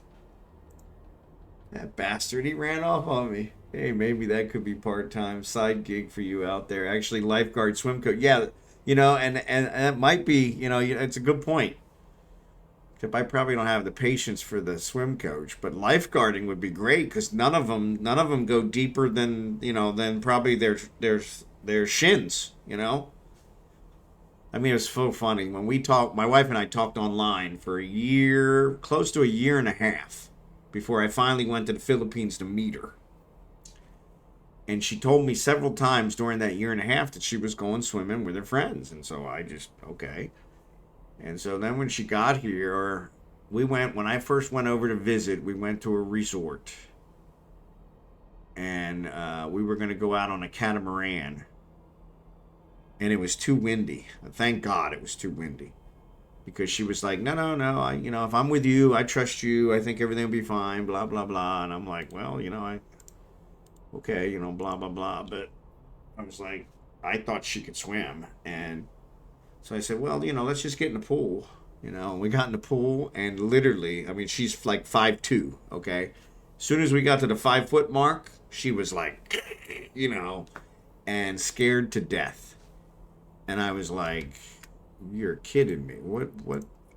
And I was like, oh, thank God we didn't go out on that boat. And so she's like, well, why? You would have taken care of me. And I'm like, yeah, I would have tried, but I said, when you get somebody that panics like that, I mean, that puts everybody's life in danger because, if you relax and let me do what I need to do, then we'll probably be fine. But you're probably not going to do that. You're going to panic. I mean, just in the pool you panicked, even when you could touch the ground. And I said, yeah, so I'm really glad we didn't go on the boat. But yeah, you're right. Lifeguard, I mean, especially since, like I said, none of them, yeah. So that's what I said to her. I said, so you told me you went swimming multiple times. She said, oh, when we go swimming, we're standing in it up to our shins and we're jumping up and down. That's what we call swimming. And I'm like, that's not swimming. That's not swimming in any way, shape, or form. So yeah, there was a lot of things like that. Like I said, I would have bet anyone. In fact, I did. I think I bet several of my coworkers that after talking to her for a year and a half online, that I knew everything about this woman. There was not going to be any surprises. That first year when she came over here, she came over as a fiance. There were a lot of surprises, a lot of misunderstandings. It is. I mean, it is surprising because it's just like, I mean, and that's what I said to her. You grew up on an island. Why? I mean, I grew up in Pennsylvania, so at least we were close to the coast, but I can count the number of times I've seen the East Coast, well, on both hands. But yeah, in 57 years, I've been there less than 10 times, and I lived on the East Coast for a long time. Since I've been in Kansas City for almost half that. I've been in Kansas City over 25 years. And so that was all, in the first, 30 years of my life. But it was one of those, it was like, but even then, that wasn't why I learned how to swim. I mean, but if I did live on the coast, I would think surely, and if I lived on an island, I mean, that was kind of my thought is, what else are you going to do? I mean, of course you learn to swim just by necessity, kind of like dogs, You throw the dog in the water and it learns how to swim, you know, to survive. But yeah, but don't people more surf than swim on the East Coast bench? Yeah, probably. And I think that's more the West Coast. I don't know that they surf so much on the East Coast, but there's too many needles and stuff on the East Coast beaches. But yeah. But yeah, you're probably right. But even then, I mean, just being close to the water, I would think by default you would want to. And I mean, it's not even clear water, it's really dirty water. The East Coast water is horrible. And so, it's not water that you really even want to swim in. But it was just something here. I mean, we swam in the creeks, we swam in the rivers. We had a swimming hole near my house that we swam in every summer. It was just kind of weird. It's like, you never learned to swim? And so yeah. But, different cultures, you know. It's kind of funny. I was dating another girl at the same time I was dating her in the very beginning when I first started talking to her. And it was right before Christmas. And this was early on in our relationship. And so the other girl's family was a little bit more well off. My wife's family is very, very poor. And so I got a call right before Christmas. And the person, it was a woman. And the person said, well, who is this? Asking me to tell them who it was. And, pulled that little stunt. And so, of course, I said the one that was a little more well off because I'm thinking, you're calling me in America. This isn't a cheap call, And turns out I was wrong. It was my current wife. So she was really upset. But I was just kind of like, how? And so when we got down to it, that was one of the conversation topics. And she was like, everybody here in the Philippines. So this was in the 2012, 2013, probably somewhere in that time range. And everybody in the Philippines had a cell phone, where I didn't have a cell phone in America. I had a pager, And so thinking of her, being super poor, I was like, yeah, I didn't expect her to have a cell phone. And so, but yeah, she called me on her cell phone, paying prepaid minutes. And yeah, so I got in big trouble for that one. But I tried so many times as a kid to learn to swim, just didn't have the coordination or patience, I guess. Yeah. And that's the other thing here is that a lot of times just in school, you'll learn just because I don't know that it's not required, but here in school, I have 8 brothers and sisters, and all of us knew how to swim. Like I said, we went to the swimming hole every summer. But in school, we actually had things that we did around swimming, and they taught us in school how to swim. Now, I went to a public school in a large city. I mean, there were 500, almost 600 people in my graduating class. So, it was a pretty big, it was a bigger place than most. But yeah, it was interesting because I don't know that I was a very good swimmer in school. I never, was on the swim team or anything like that. But I did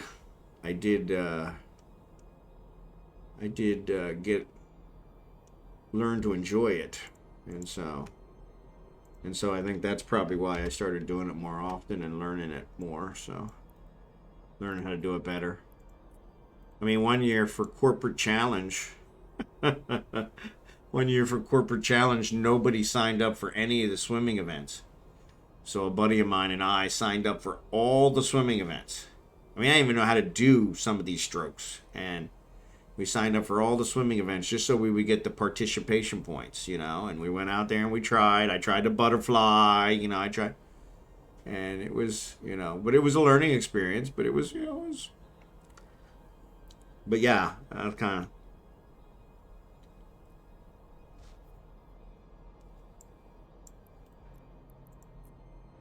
And that was, of course, as an adult, so that wasn't when I was a kid, but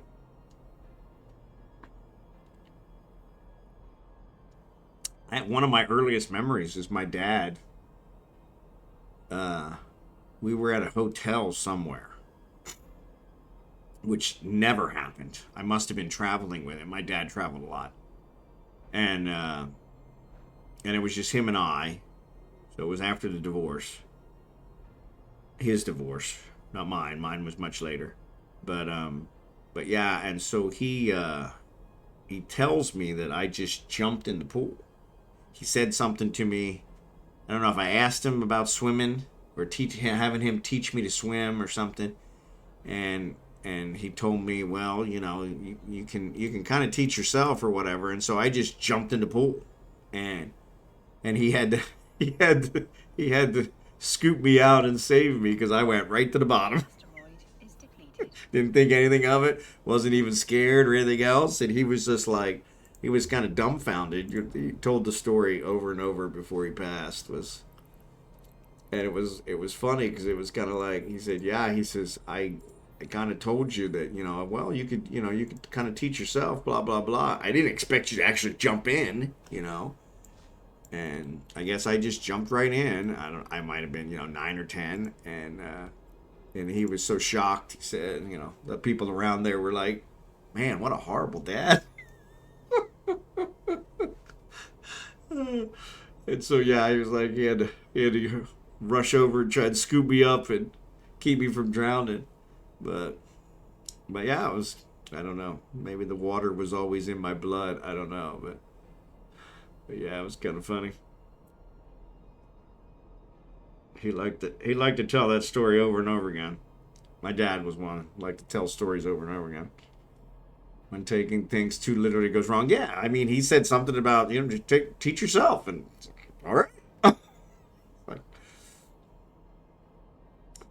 He's like, yeah, that wasn't quite what I meant. I'm like, well, you told a 9-year-old to teach himself. What do you expect? What did you think was going to happen? I guess that's why everybody was looking at him like, man, what a horrible dad. Like, he always brought that one up when I was doing something extremely hard-headed, which was quite often. My father and I did not. My father and I were identical. He named me after him, and unfortunately, we were identical to a T. Yeah, there were several times I wish I could have denied that he was my father, but no one would have believed it. It was spitting image, and because of that, we butted heads a lot. And so he always referred to me as extremely hard-headed, which was ironic because he was extremely hard-headed. But they say apple doesn't fall far from the tree, but yeah. But yeah, I think that was one of my earliest insults to him was, well, if only I could tell people I was adopted, but nobody would believe it. So, because yeah, we were spitting image. In fact, after he passed, every time I called to talk to my mother, she would start bawling. She's like, "Oh, you sound so much like your father." Yeah, it's not a compliment, Mom. But I told her, I said, "Hey, if you're gonna cry every time I call, I'm not gonna call." No, I just miss him. I mean, it was funny. They fought like cats and dogs the whole time they were married. Oh, simple astro crystal. I was like, why did it just stop? But yeah, they fought like cats and dogs the whole time they were married. But when he passed, she was devastated. And I was like, really? Kind of thought you'd be happy. She was, yeah. Oh my goodness, she was devastated. And for years, until she passed, she was devastated. She had his voice on the answer machine. I think she passed away 5-6 years after he did. And his voice was still on the answer machine when she passed. She's like, yeah, sometimes I just call the house so I can hear his voice. I told my wife, I said, I don't want us to be like that. I want us to enjoy our time together while we're here. And, understand it's not forever, and rather than, have regrets when one of us passes, because we're more likely when I pass.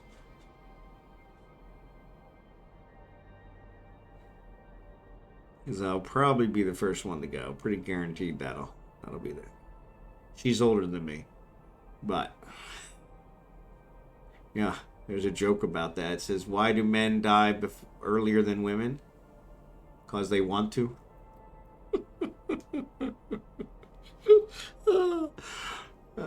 I can see that. I can understand that one.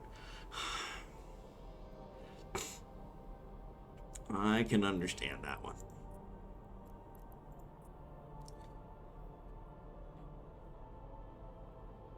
But yeah.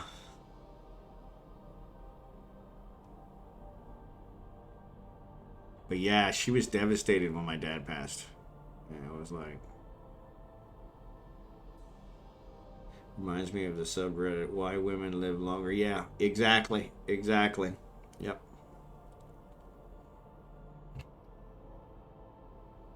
There was another one that I heard here not too long ago. Joke. The guy goes into the doctor and says, hey, doc, I think he's in his 60s. And the doc gives him a physical, and the doctor says, you're in great shape for your 60s. And the guy says, okay, doc, well, I need you to tell me what I need to do so that I make sure to live till I'm 80. At least 80, 85.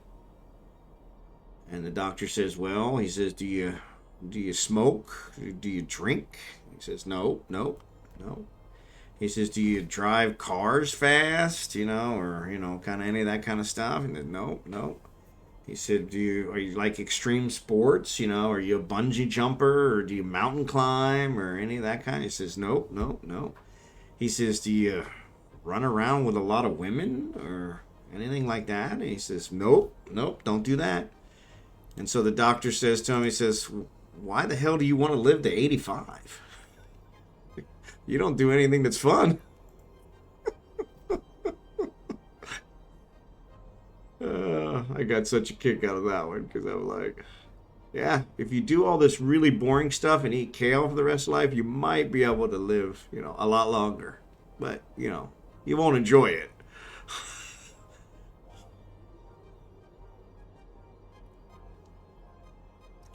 But we can stretch out a few more years. Like, yeah, I'm gonna enjoy every one I got. Whatever God gives me, I'm gonna enjoy every one of them. But yeah, you don't do anything fun. Why would you want to live to 85? But yeah, I have a feeling though my wife will be the same way though. When I pass, she'll just be, oh. We always comment about that because we watch a lot of those, murder mysteries or the crime dramas, and the first thing they always say is, oh, he was such a fantastic guy, just salt of the earth, really great guy. She said, just once, I would really like to hear him say, man, he was such a bastard. I am so glad he's dead.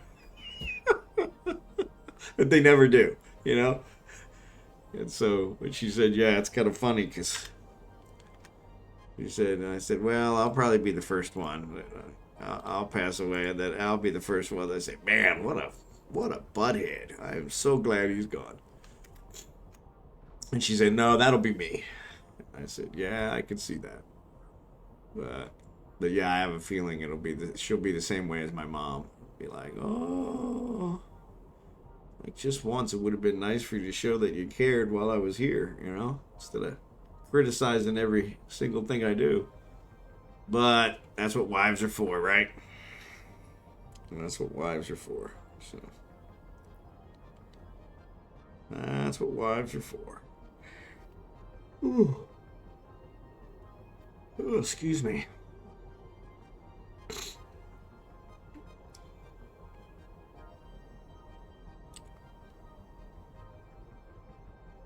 There was another joke I heard here not too long ago, and I can't remember what it was. Oh, I think I told you guys that one. Is depleted. Yeah, I think I told you guys that one. The wife wakes up in the middle of the night, and the husband's not there. He's not in bed with her. So she gets up, puts her bathrobe on, and goes downstairs, and she finds the husband. He's sitting at the dining room table, and he's just got his head in his hands, you know, and sorry, that's freaking out my software stuff. But he's got his head in his hands at the dining room table, and she's like, "Is everything okay?" And he's like, "Yeah." He said, "I was just remembering that he says, I don't know if you realize it or not, but he said, we've been together 20 years.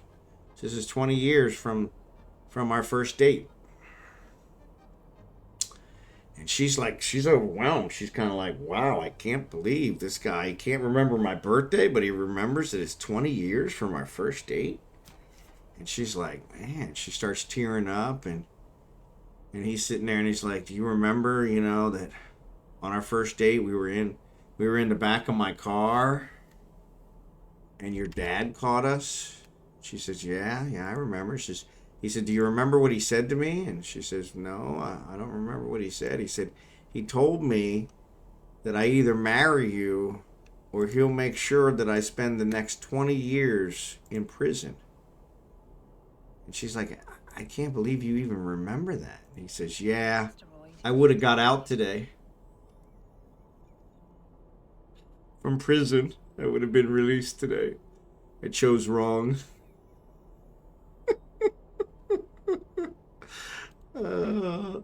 I love that one. I love that one. Should have chose prison. It would have been an easier sentence. I would have got out today. I would have got out today. Oh, that's awesome. Yeah, he told me I either had to marry you or he'd make sure I spent the next 20 years in prison. I would have got out today. Oh, oh. I can't stop laughing about that one. That's a good one. That's a good one. I don't care who you are. That's a good one. I don't care who you are. That's a good one.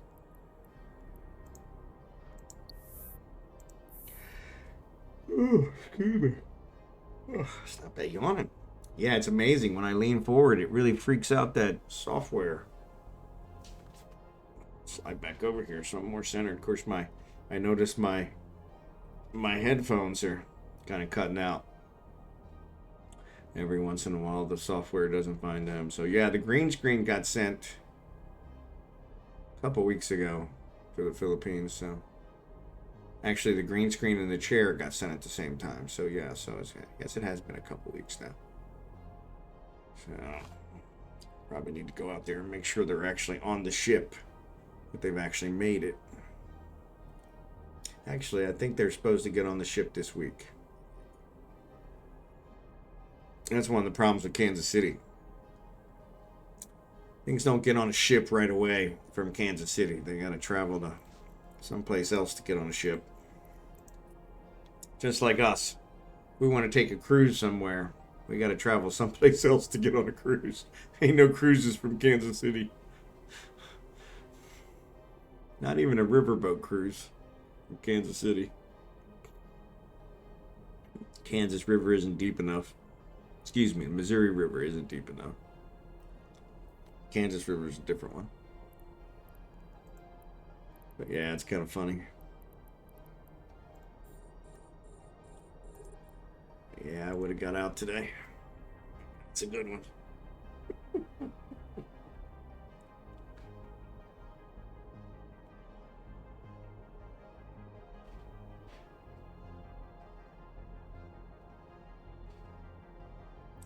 I was kind of hoping to see Kickin, because I was trying to see if Kickin was going to make it up here to Kansas City before I leave, but it doesn't look like he's going to make it, which really sucks. Because I probably have a better chance of seeing him in Kansas City than I do in seeing him in the Philippines, to be honest, but you never know. Philippines would be a good trip for any of you guys. You guys are all welcome, so I'd love to see you.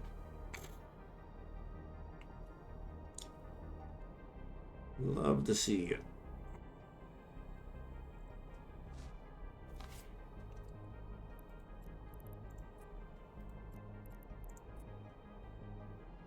Again, Keegan's actually in St. Louis, so he gets up here to Kansas City every once in a while, but hasn't happened. Actually, he's been up here a couple times, but we weren't able to get together in the year that I've been streaming. I guess I've been doing the EveOnline stuff for about 6 months of the year, maybe a little longer. But yeah, in that time, I think he's gotten up here a couple times, but we weren't able to get together. But I was kind of hoping to see him before I left.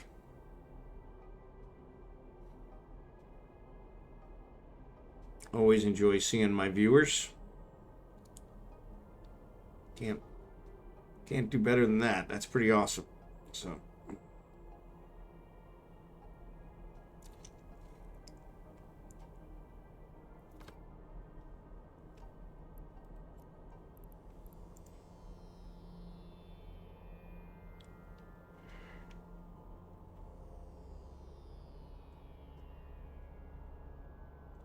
Jerry Can's super talkative tonight. What's going on, Jerry Can? Can't shut you up. Actually, I'm just happy you're here instead of Ark. How's things going in Ark?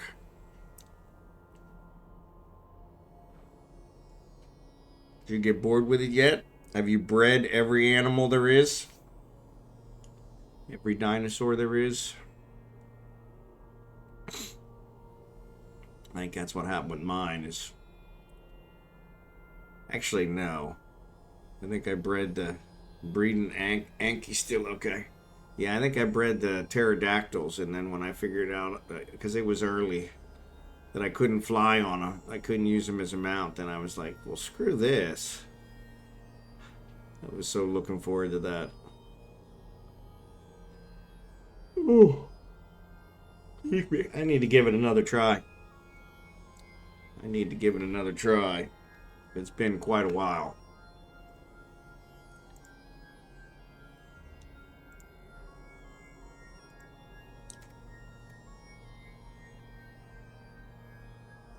No pterodactyls. What are the winged ones? They're not called pterodactyls. They're called something else.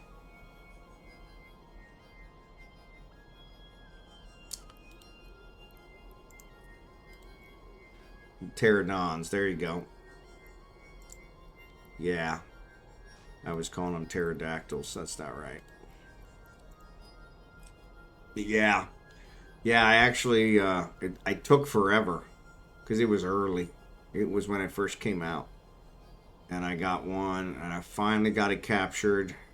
Finally got it tamed. And then I couldn't fly on it. I tried everything and blah, blah, blah. And I finally did a search, and they were like, yeah, that's not implemented yet. And I'm like, what?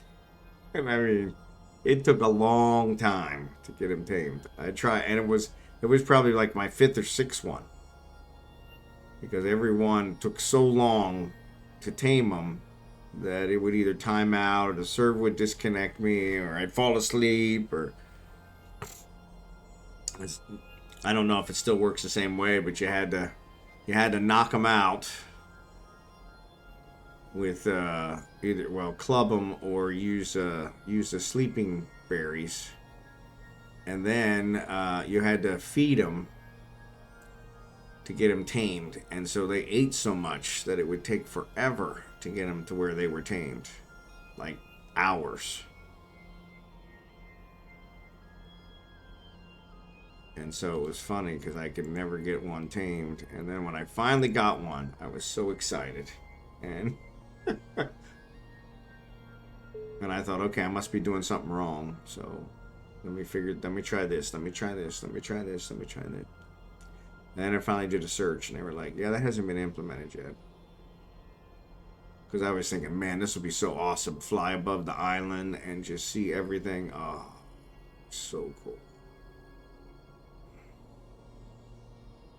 Nope. But yeah, I need to try it again. So.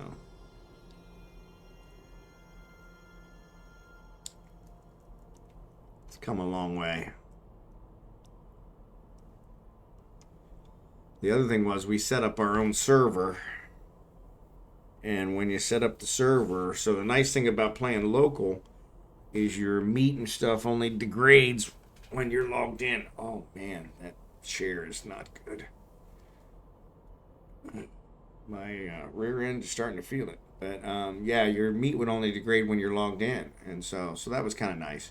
When you have the server's always running.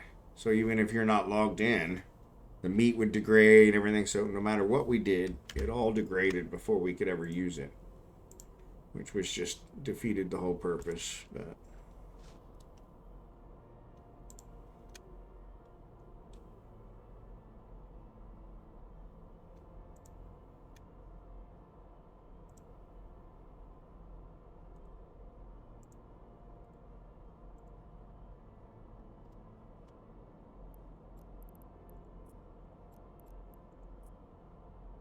yeah, it was funny. I always accused my brother stealing all the meat because he was always logged on way more than me. He's like, no, every time I log on, it's all gone. I mean, even if we're only gone for an hour, it would like degrade super fast. So rumor has it they fixed all that stuff. So yeah, I need to give it another look here one of these days. The asteroid. I should probably install it before I move. Because otherwise my internet connection may not be fast enough to install it. At least that way I'm playing local, it won't matter. But it takes up a lot of disk space. Oh, it's like a 40 giger, I think. Oh, stop that.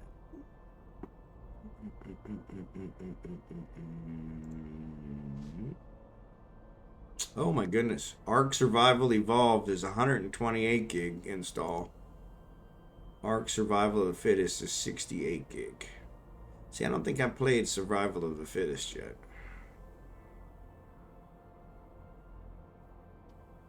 Which one are you playing, Jerry Can?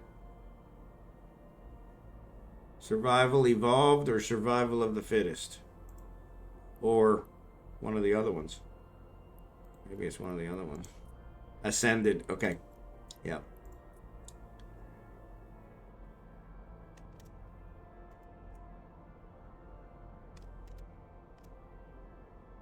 Yeah. Awesome. Yeah, so that's probably the new one. Ark Ascended.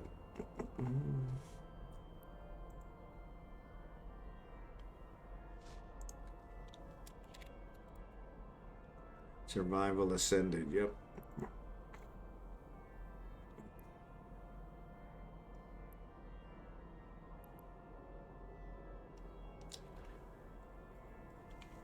Yeah, it says it only needs 70 gig. So.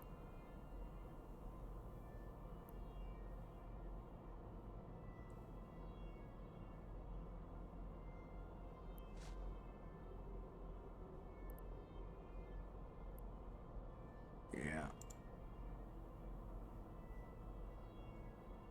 Which is about the same as Survival of the Fittest, so yeah.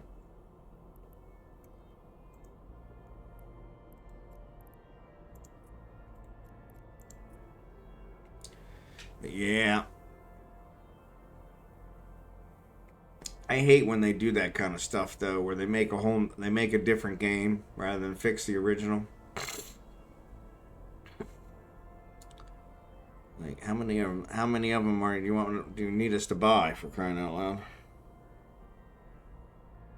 But I guess that's the easiest way for them to make more money, so.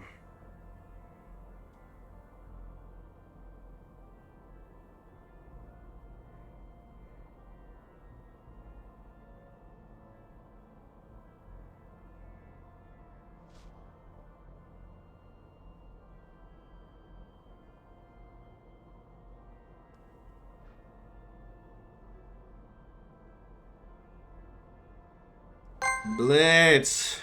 FBI, open up! What's up, buddy? How are ya?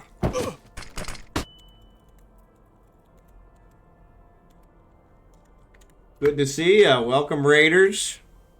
Appreciate you guys being here. Depleted. It's good to see ya. Sorry, I'm actually just a couple weeks away from my move to the Philippines, so I've actually had to cut my streaming time down. So yeah, sorry I haven't seen you before. I'm only streaming on Monday nights now, so until I get moved. So I think 2-3 weeks I should be in the Philippines. So, and then I got to get my internet connection, all that straightened out over there, so I can start streaming from there. So. Yeah, my work's been a problem too, so because they've only got a couple more weeks of me before I retire. So, but yeah, we'll see you from over there. But thanks for the raid, I appreciate it. Did you have a good stream? Hoppy, good to see you.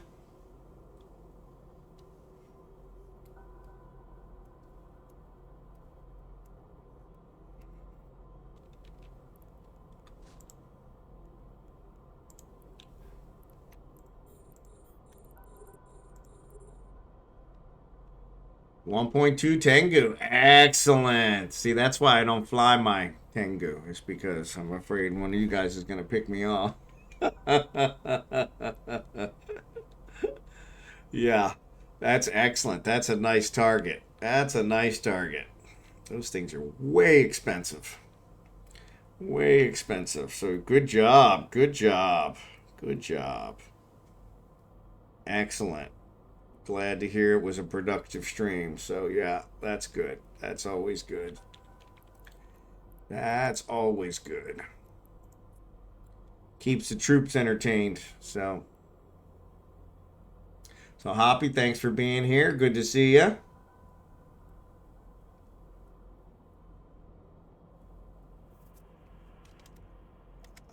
Reagan lost his. Yep.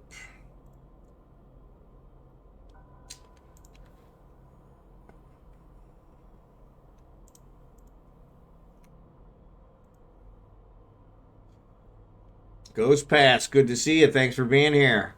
For sure, especially since I've been camping a Paladin and ain't undocked for 2 weeks. There you go.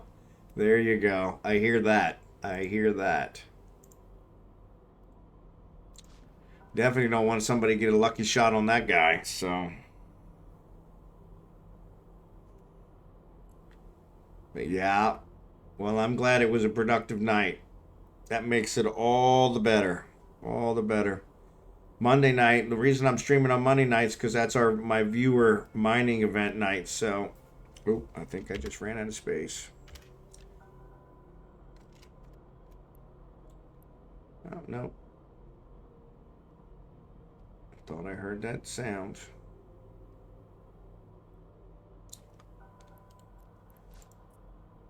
But yeah, so I at least want to be here for the special events, so.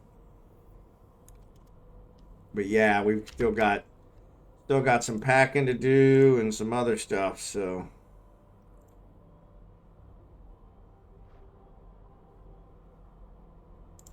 But yeah, this time in 2 weeks we'll be in the Philippines. So actually, this time 3 weeks. It's a little over 2 weeks.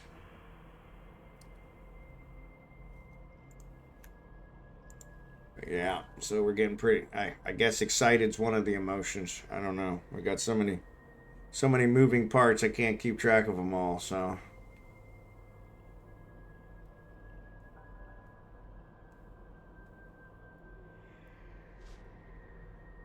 But yeah, I'm glad to hear it was a productive stream. That's awesome. That is awesome.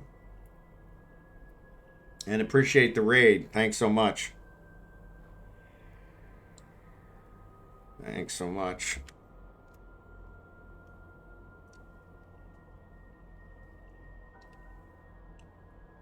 But yeah, I don't remember what we were talking about. Whatever it wasn't that important, so. Yeah, I appreciate it. I always look for you to see if you're on, so. I kind of enjoy when I get to raid you as well, so, but you're usually not on that late, so. I think it's fantastic you're always putting the kids to bed. So that's awesome. That's awesome. We need more good dads in the world. So appreciate that. And I know they appreciate it. So.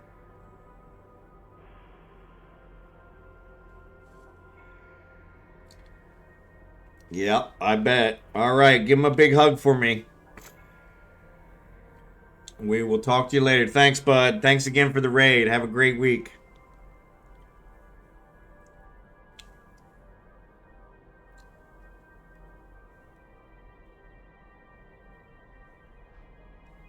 But yeah, I think we were talking about Ark, weren't we? Yeah, I think we were talking about Ark.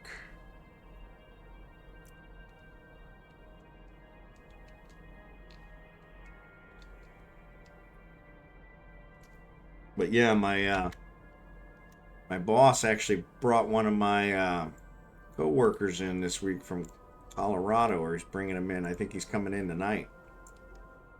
So that's why it's mandatory we have to be in the office tomorrow. So, which is funny because we usually, all the rest of us, other than the Colorado guy, usually are, except my boss. Asteroid is depleted. They want to make sure they can get out of me whatever it is. Like I'm going to be able to teach them 25 years of working for the bank in, 2 months. But guess it's worth a try. Guess it's worth a try. And I think they're going to buy us lunch. So that's worth it.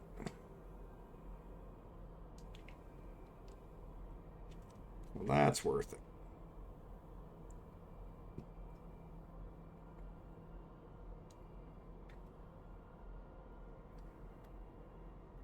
That's worth it.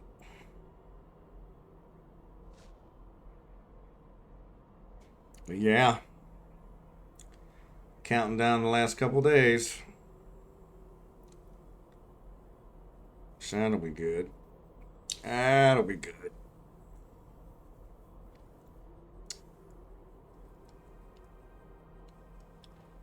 It's funny. I was telling somebody earlier, I said, I had kind of promised my wife that if she moved over here, came over as a fiance, that whenever we retired, we would move back to the Philippines and retire there. I just never actually expected that it would ever happen. And so it's kind of nice that it actually is happening. And we're really blessed to be able to do it.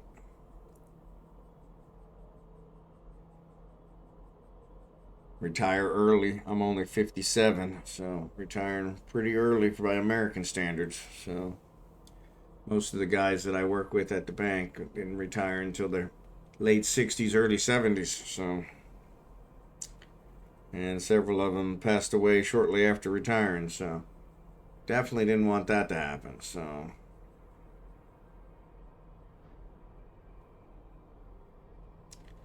Definitely didn't want that to happen. So.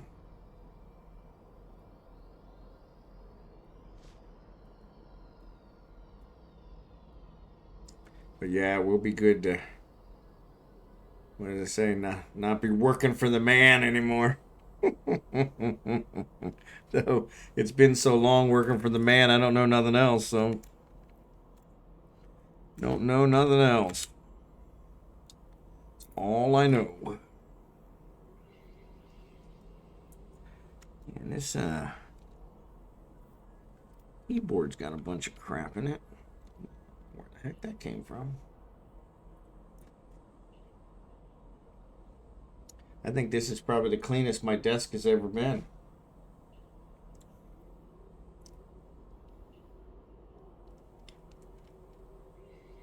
The worst part is it's still not completely clean.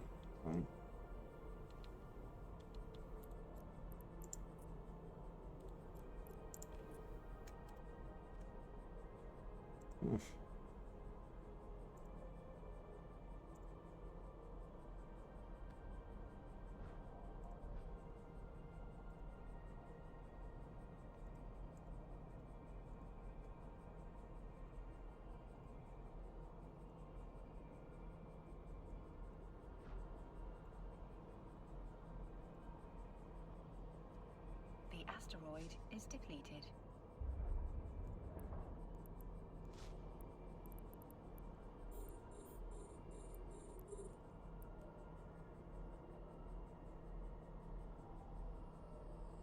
Yeah. Nice to see Blitz. Nice to see Blitz. Welcome, Raiders. Any of you guys that came in with Blitz, any friend of Blitz's is a friend of mine. Sorry, we're a little bit lower key here. My Monday night event is mining with my viewers, and we only got a couple of them out here tonight, so. But you guys are welcome to join us if you want. We are in Ufine. We still got probably at least a half an hour, 45 minutes left. It is a high-sec system in Galente space, so you're welcome to join us if you want. Mining is only tolerable if you do it with friends, so that's my philosophy.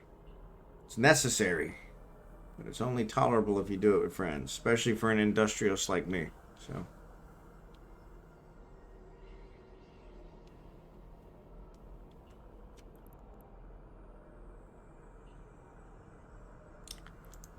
Yeah.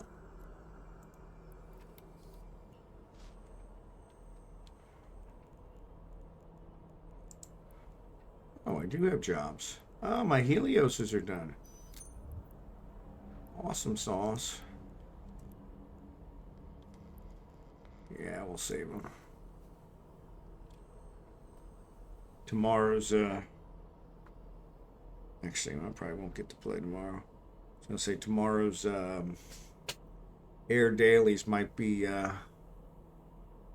industry. That's always an easy one to just build something I got it already set up.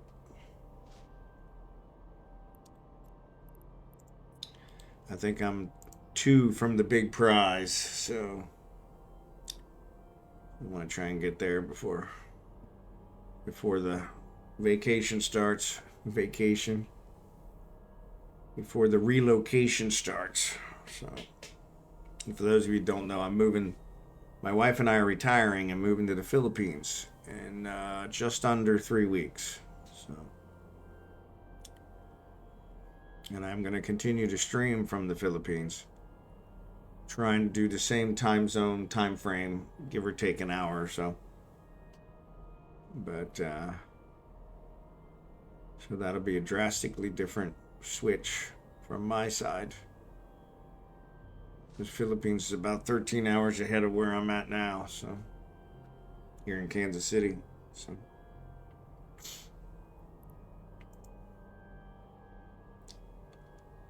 yeah.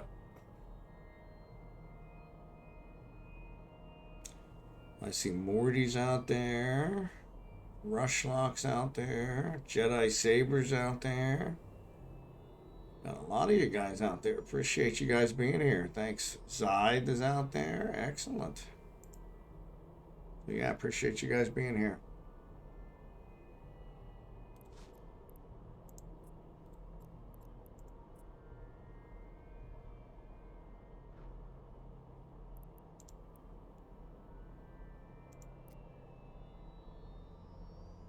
Appreciate you guys being there. Didn't see Blossom tonight. Has anybody talked to Blossom?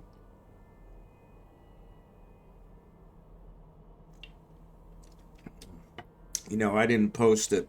I was streaming. So that probably is why we didn't see her. I always forget to do that. Now there's only 45 minutes left, so I probably don't want to bother. Otherwise, she'll show up right after we quit. Of course, she's also on the East Coast, so she's probably in bed by now. Well, probably not, knowing her. Probably not, knowing her. Let's see. Nope, says she's active. Says she's active playing Monster Hunter Wilds for 432 hours.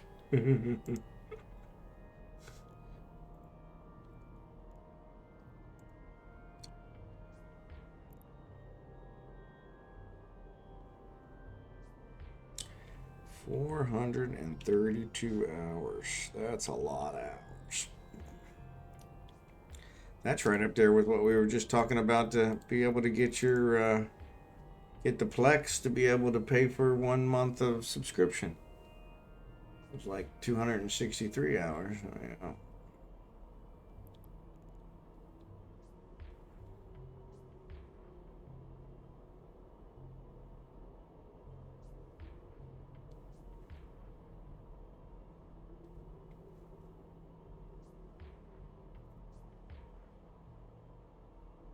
But yeah, what else is going on? Work is work, at least for another week and a half. Yeah, because I found out that my last day is Friday. Because of my tenure with the bank, they are actually going to disable my ability to log in to systems on Thursday night instead of Friday. For some reason. So one of my InfoSec buddies told me, hey, just so you know, your stuff's getting disabled Thursday night. Now, normally, your last day, you show up, you turn in your PC, you turn in your badge, you know, mine's a laptop, so you turn in your laptop, turn in your badge. And it's not a big deal, but you don't end up working your last day. But in my case, I thought with retirement, I thought, well, surely they'll try and squeeze something out of me. Like, nope, they're disabling me Thursday night. I won't even be able to log in Friday morning, which is kind of underhanded, because I might need to log in Friday morning to show somebody something that I forgot to show them earlier, but not gonna happen. So yeah, so that's kind of interesting. So yeah, we'll have to see how that goes. Best laid plans.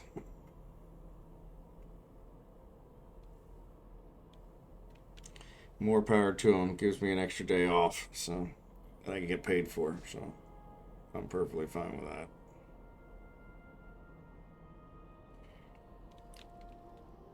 Especially since I can't work since they disabled my accounts.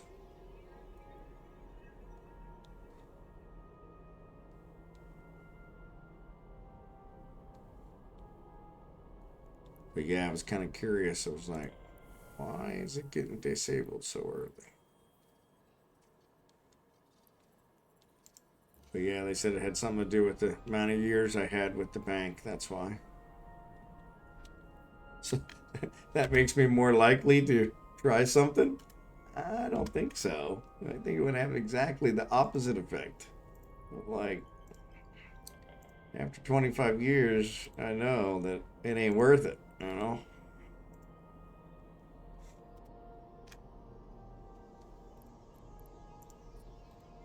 But, you know, say lovey.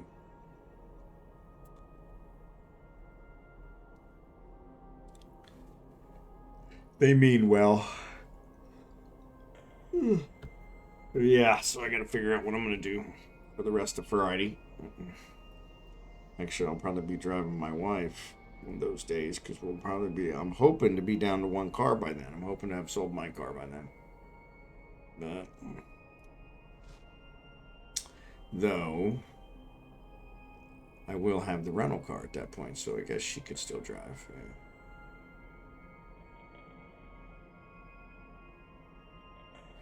It's funny, our here in Kansas, all your cars are registered the same month based on your last name. Well, of course, the month that ours registration falls is March. So as of March 31st, all our registrations end. And of course, I'm not renewing them because I don't want to pay for a year's registration when I'm getting rid of it like the first week of April. Both of them. So, and my theory on it is everybody that I see is driving around with expired tags anyway. You know, surely I can get through 1 week. But knowing my luck, I'll probably get stopped. Like, do you know your tags are expired? I'm like, yeah. Do you know the other 20 people that just drove past us tags are expired too? I saw one today. It said June of 2024 was when his temporary tag expired. Like, come on, man. If you can't afford the tax on the car, don't buy the car. Okay? But yeah, what do I know? I'm a deadbeat. I actually have somebody in my neighborhood that as soon as it's expired one day, they start calling the police.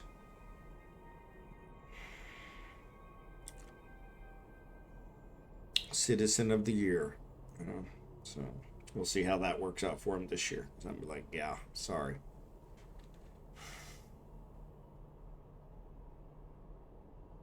Every other year when they called, because normally in March it's raining all the time. And so I usually don't get to put the stickers on because it's raining all month. This March has not been that way at all. And so, but yeah, it's funny because they normally see that I've already paid for them. The stickers just aren't on the car because it's raining, and I don't want to put them on when it's raining because then the sticker might fall off. So, and so they come and they knock on the door and say, "Hey, can you just put your stickers on so they'll quit calling us?" Yeah, sure. But this year, it's like, yeah, that's not gonna happen. So. And I'm sure when I explain it to them, they'll be like, oh, okay, that makes sense. Since everybody else and their uncles is expired, so.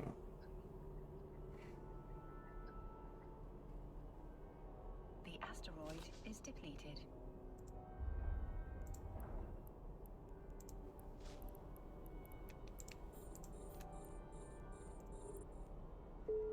Yeah. Millen's on.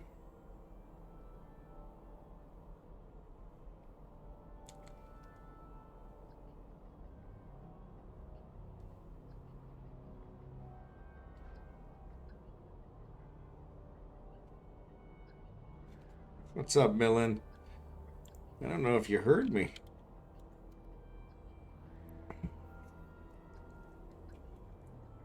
Probably didn't hear me. Maybe. Maybe.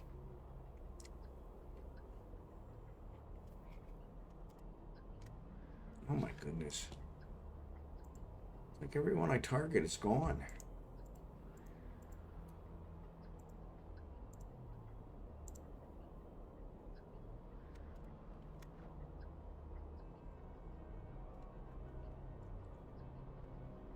Yeah, I ordered some eyeglasses from my eye doctor, and they said they'd be in 2 weeks, and sure as crap, they came in today. I ordered them 2 weeks ago on a Tuesday. They came in today on a Monday, which is pretty awesome.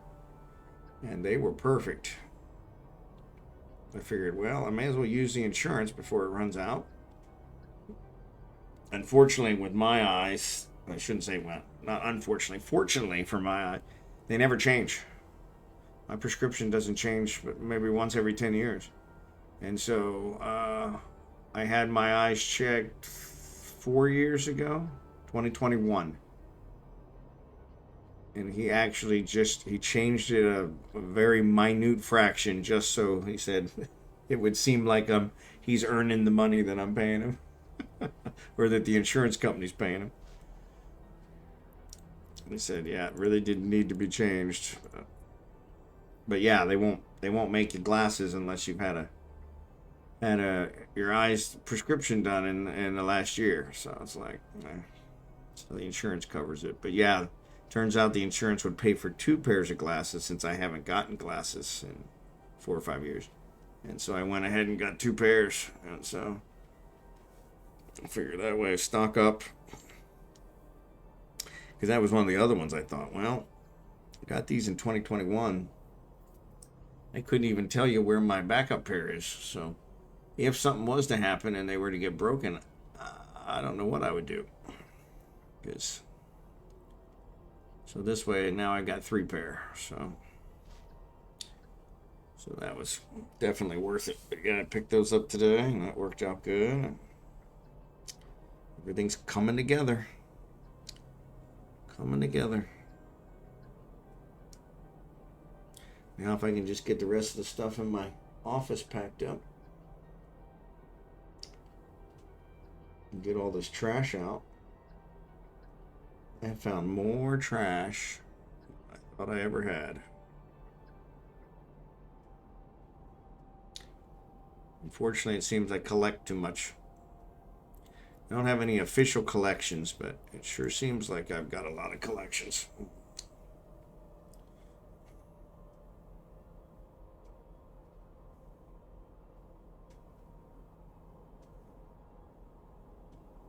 But it's funny, my wife. So we had placed a bet at the beginning of the process. So here, I don't know, 8-10 months ago, when we started sending boxes, I said we would send 30 boxes, probably 30 or more. She was like, "You're out of your mind. We're not going to send more than 10 boxes." And I'm like, yeah. I told her my line of thinking. I said, I've got 4 or 5 boxes myself, okay? I said, guaranteed, just for me, okay? And they're not very big boxes, but it's $100. Whatever you put in the box, you fill it full of lead, you fill it full of feathers, it's $100. Takes 2 months to get there. So, sure enough, we just sent, what did we send? 13 boxes, 12 boxes we sent 2 weeks ago. That put us like at, I think, 30, either 29 or 30. And now we're packing another, I think we have 7 empty boxes. Here's what we had. I think we've already filled 4 or 5 of those. And I don't think that the 2 we have left are going to be enough because I've still got a couple. And she's starting to complain. And she's like, "Oh, you got all this junk." And I'm like, "No, I still haven't filled 4 boxes yet." I said, I filled 1 box. I said, and I have enough to fill probably 2 or 3 more that I already have, figured out. And I'm going through the rest of the stuff. But yeah, it's like, I said, yeah, you sent 20-some boxes over all yourself with your shoes and your bags and your clothes and everything else. I'm like, yeah, you can't complain about mine, so. The asteroid. Thanks, Millen. Good to see you. Appreciate you being here.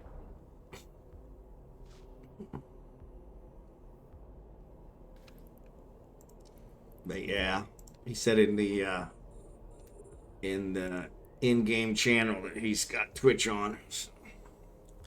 But yeah, it was kind of funny because sure enough, I'm closer than she was. But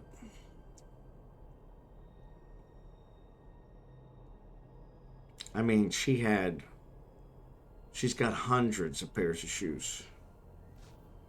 She's got more clothes than any person I've ever known. In fact, I have a lot of clothes, but she's got more clothes than I know. And then she bought all new stuff for the house we haven't even built yet. I haven't even looked, Dark Slider.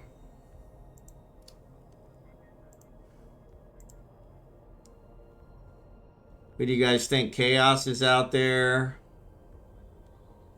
Papa Chillin's playing League of Legends. The Nth Dimensional's out there. Ghosty Gaming's out there. I mean, any of those would be good guys. If you guys see anybody else out there that looks like a good raid target, I am game for it. There's actually not very many people streaming EVE Online lately, so yeah, Nth Dimensional's out there. He's actually got more. He's actually got more than the other ones. Chaos has got 66. Ghosty's got 55. Actually, Nth Dimensional's only got 63.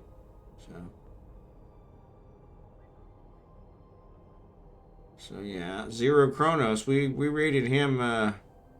We rated him, I think, last week or so, and he was not too bad. Yeah, he wasn't bad. He's only got 9 people. We could show him some love. But yeah, it's really up to you guys. I am game for whoever you guys want.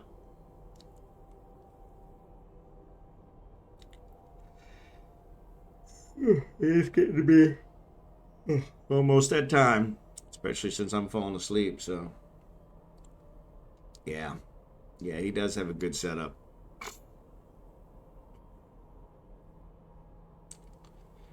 Yeah, makes it a lot easier. Try and keep track of what's going on. Makes it a lot easier.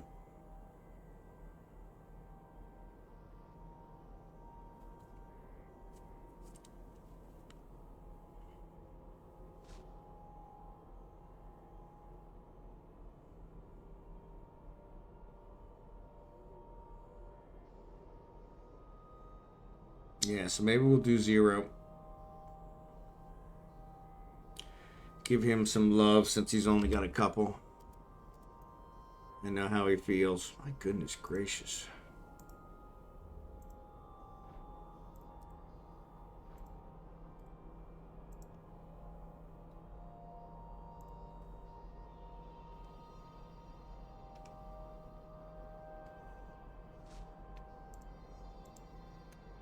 Actually, we're almost done this belt, so maybe we'll try and finish the belt. We're almost done the belt. I'd like to at least get one of them down.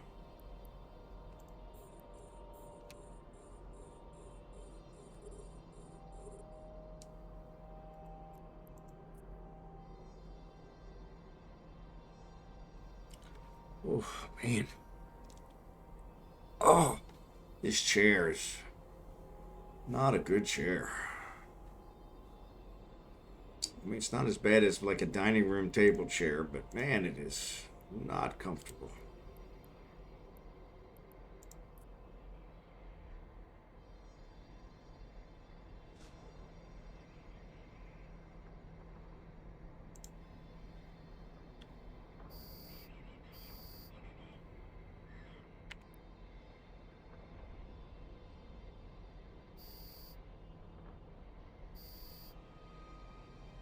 That's probably the other reason that I need to... Ooh, nice light up. That's probably the other reason I need to go back to... Or only do 1 stream a week is because I don't think I can handle sitting in this chair for that long. 4 days in a row or 2 days in 2 days. Holy mackerel.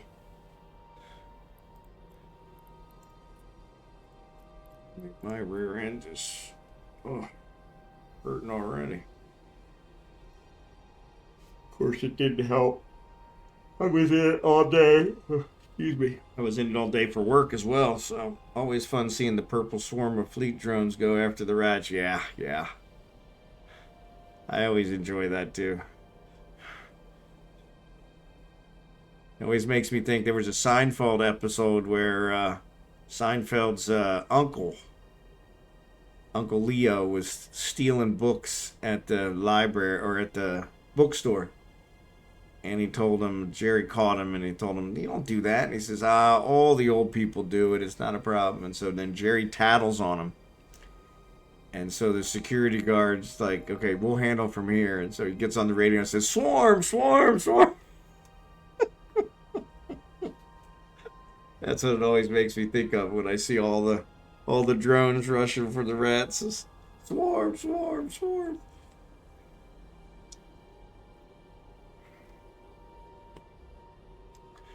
Yeah. Seinfeld. I love Seinfeld. It's just hilarious. Way, way before its time. I mean, it's still funny now. The only way you can tell that it's not from this generation is like because of the corded phone. You know? I mean, I watched the one today. It's on every day. And starting at 1 o'clock local time. And I watched one today where the guy stole it. He has a, I think he's got a, what does he have? He has a BMW, I think, is what he drives. And somebody stole his car, and he actually had a car phone, which was very rare in that, back in the 90s. And so George suggested he call the car phone. So he calls the car phone, and sure enough, the guy answers. And he said, "Hey, did you steal my car?" And the guy's like, "Yeah, I did." He says, "Well, you know, what are you going to do with it?" He says, "Oh, I think I'll ride around for a while." And he says, "Are you going to bring it back?" And he's like, "No, I'm not bringing it back." He said, "I like it." But he says, "But I do need to ask you, when's the last time you had a tune-up?" You know, and so one of the YouTube reaction channels I watch has been doing Seinfeld lately. Yeah. Kramer is just, he's hilarious. So that's it. I'm getting out of it. I'm getting out of the rat race. I'm retiring. He's like, "Retiring from what? You don't work?"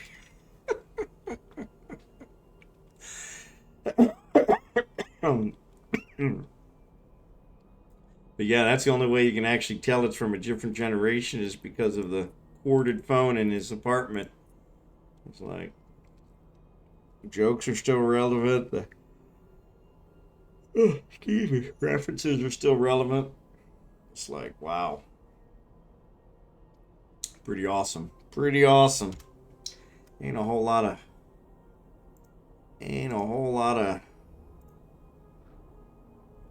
sitcoms that can say that.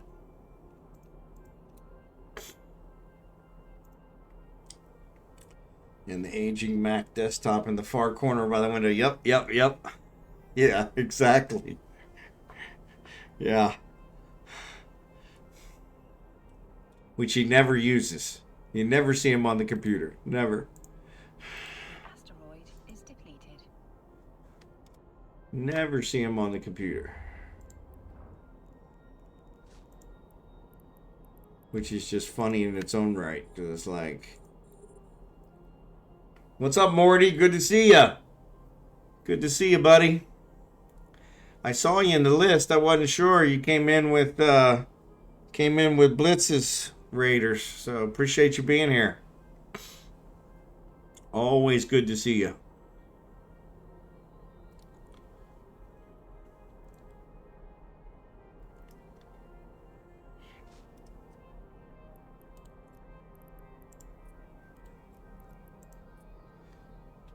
Yep. I resemble that remark. I haven't been getting my naps lately. Every time I lay down to try and get a nap, I can't stop my brain from thinking. I got too many things going on. So yeah, we're leaving. Fun fact: when Apple released 20th anniversary Mac, they had Seinfeld propped put it on Jerry. There you go. That's pretty cool. But yeah, Morty, I've only got a little over 2 weeks left in America.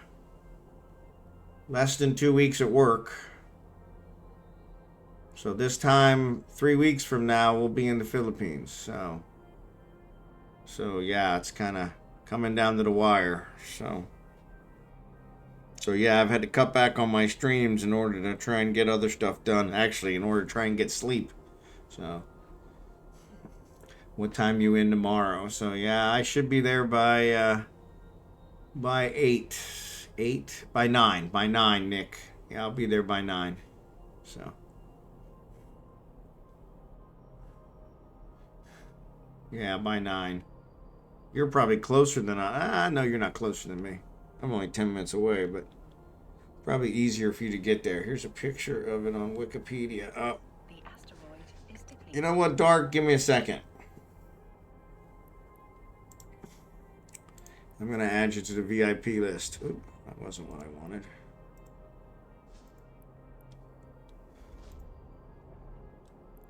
Give me a second.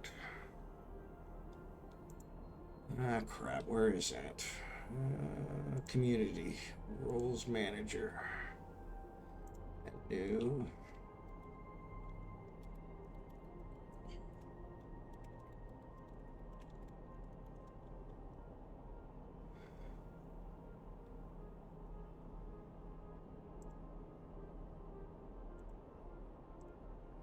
All right, try and post it now. See if that works.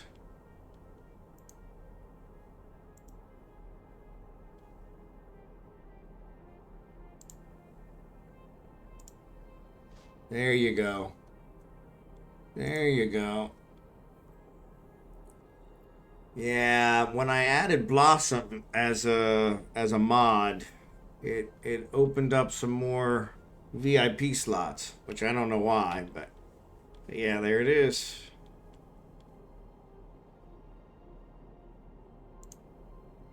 But yeah, I still don't know why, but I'll take it. Because yeah, it only gave me 20 before, and I had those maxed out. Though I've got several of those people that don't show up anymore, so I need to go and clean it out. But it's one of those things I always mean to do and never get around to. So, all right, Nick, I'll see you then. A bit till we see you. Like, yeah. So Morty, so I'm gonna take off. So I'm not gonna stream. I'll stream next Monday. So I'm only doing Mondays now until we leave. But I'll stream next Monday, and then I'll be off for the following Monday. That's the Monday right before we leave, the 7th. And then I'll be off for the 14th, because that'll be the first Monday that we're in the Philippines. And then I'm hoping to be back by the 21st. If not then, hopefully before then. But if not before then, it should be the 21st at the latest.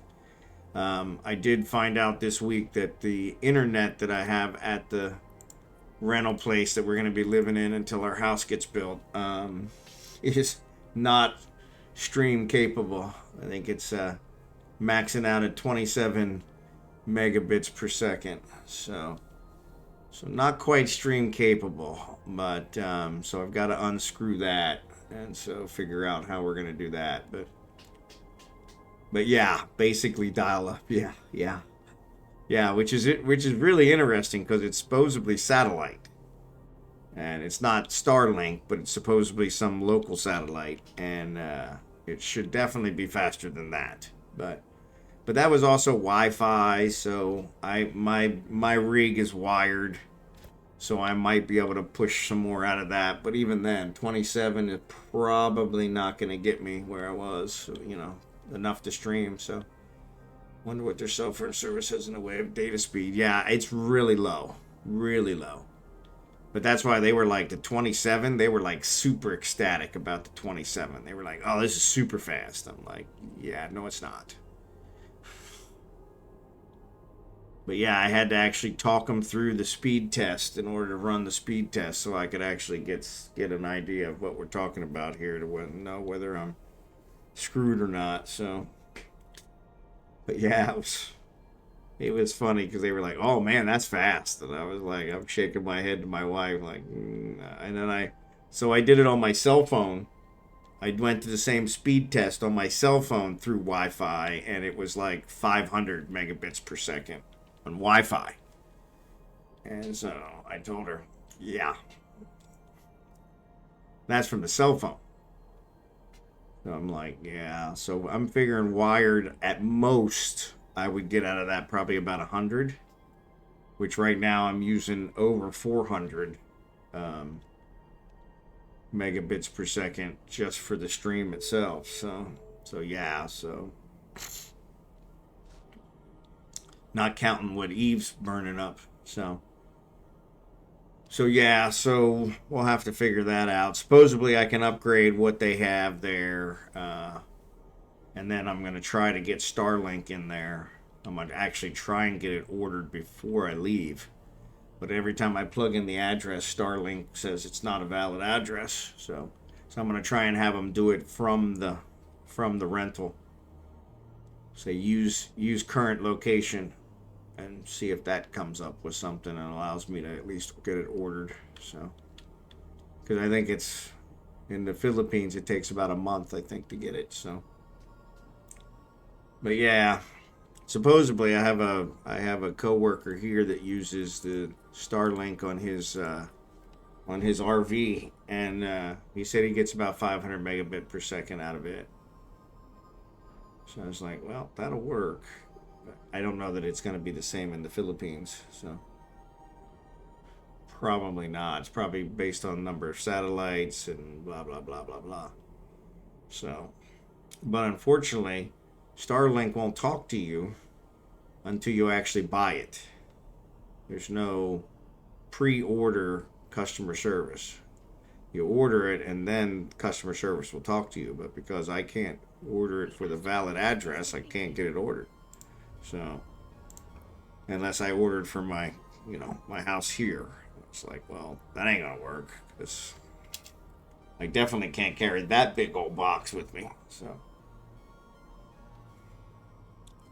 I don't know though. Maybe buy another suitcase and shove it in there. Might be the easiest way. But yeah, it's kind of funny because they were like, man, they were complaining about the air. They installed the air conditioners yesterday, and they were complaining that it's too cold. And I'm like, yeah, that's perfect. Too cold is right where I want it. Too cold's right what I want. So yeah, so it was kind of funny, but yeah, they were. So my wife was like, you guys know what a blanket is? Go get a blanket. I was laughing. She's like, what are you laughing about? I said, because that's the first time I've ever heard you tell them go get a blanket. Nobody uses a blanket in the Philippines. She's like, well, if they're cold, they need to go get a blanket. I'm like, yeah, but that's the problem. They don't, they're not used to being cold. So yeah, so it's pretty funny.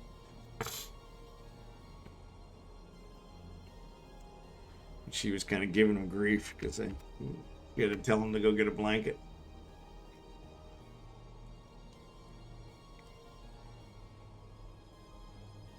But yeah, they were super excited with the 27 megabit per second. I was like, yeah, that's not super exciting. It's not even a blip on my map, so, which I was afraid of. We're not in Manila. We're outside, quite a bit outside. 3-4 hours south of Manila. So yeah, so it's going to be a little bit more difficult to try and pull it off. Like I said, Starlink was what I was looking at, but Starlink won't let me order it for the address, which is a valid address. We've shipped boxes there, so I know it's a valid address. Starlink says it isn't a valid address, so yeah, so I've been trying to talk them through. But they were installing the air conditioners yesterday, so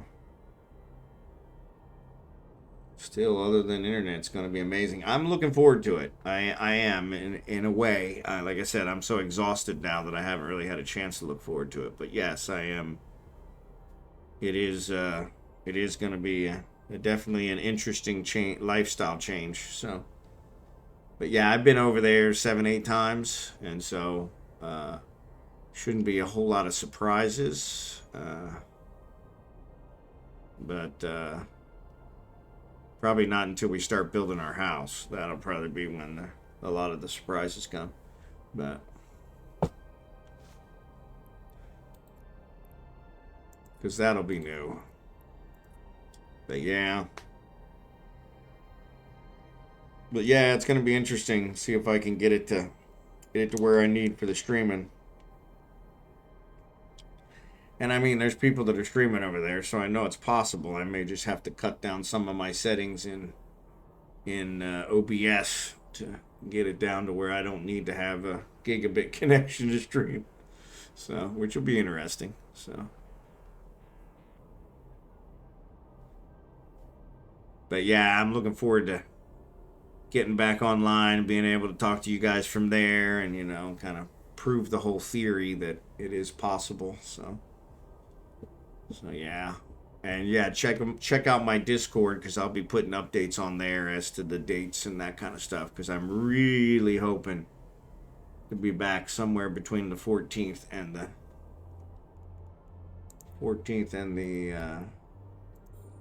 21st. Be great if I could get on the 14th. Like I said, I suppose there's a possibility I'll get there. The satellite. The internet that we have now is a satellite dish, and the satellite dish is wired right into my office. So I plan on hardwiring it to my rig. And so it's possible that hardwiring will give me what I need, and that they're just getting real low speeds because of the Wi-Fi. But highly unlikely, but that's a possibility. And if that happens, then yeah, I may be on as early as the 14th. So. But But yeah, the 6th is the day before we start driving to Dallas. And so that definitely I'm not going to be able to stream that night because I'm going to have to drive for 8 hours on Tuesday, starting early to get there. And then we fly out of Dallas on Wednesday. And then it takes us 2 days to get to the Philippines. So 1 day of travel and the other 13 hours of the time change, the date line. And so, yeah, so it ends up being almost 2 full days. So, yeah, so I know people that have gone over, some of my coworkers. I have a lot of coworkers that are also married to Filipina, and several of them are have traveled over there, and they've only gone over for like 2 weeks. And I'm like, are you out of your mind? It takes 2 days to get there, 2 days to get back. So, Khaleesi, what's up? Should I say hi to me before you leave? Hey, if you're in the area, we're going to be at Dallas Fort Worth. So we're staying in a hotel right next to the airport. So driving into the airport, driving into the hotel, and with our dog, and jumping on the plane the next day. So if you're in the area, I'd be happy to say hello. So if I'm still awake, it's going to be a long drive. So we're down to the last asteroid.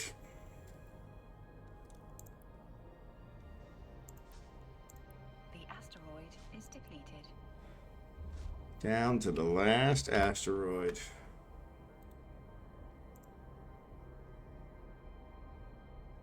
Down to the last asteroid. But Caviar Liberta, thanks for the hydrate. Good to see you tonight. But yeah. So yeah, I was just telling them about the schedule. So I'm going to schedule, my last stream will be next Monday, week from today.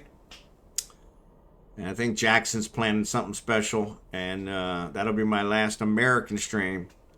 And then I'm hoping to be back up streaming by the 21st of April, if not before. Hoping to be back on the 14th, but no later than the 21st is what I'm shooting for. So, but we'll see if that actually works. So I discovered this week that my internet is not sufficient to stream. So like 2.5 hours away from Dallas. So not saying, just saying lunch. Yeah. Yeah. Yeah, we probably won't be there by lunchtime, unfortunately. We're going to leave here, I think, probably around 8, and it's about an 8-hour drive. So yeah, so it'd be more around dinner time that we would probably make it. So, but yeah. And like I said, we fly out the next day, so. But yeah, so we're just coming in, and it was an easier trip for the dog. It's a more direct flight, so we only have one layover if we go through Dallas. So, but no, I appreciate the offer though.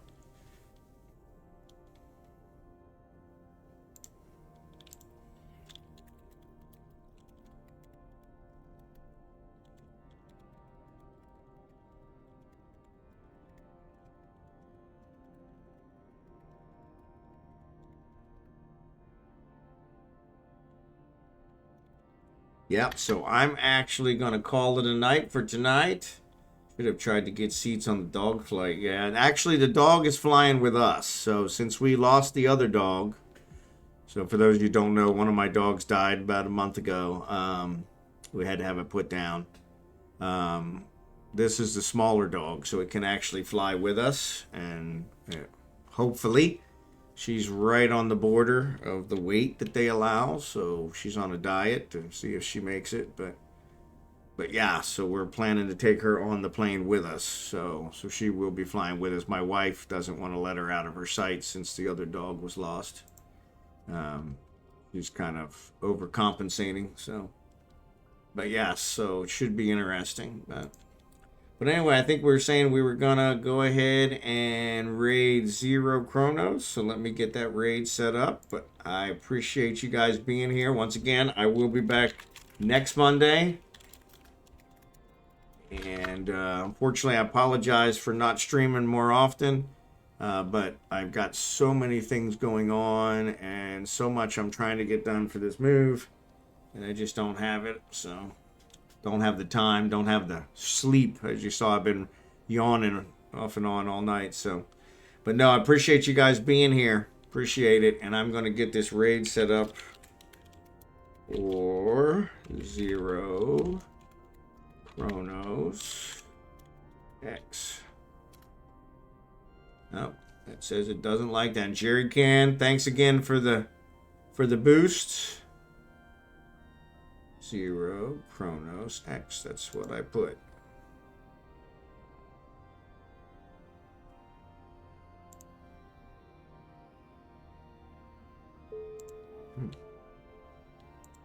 Did he log off? Maybe he logged off. Maybe he logged off. That's weird.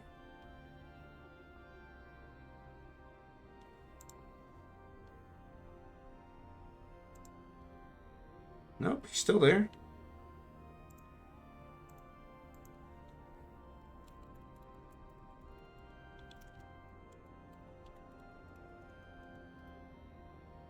All right.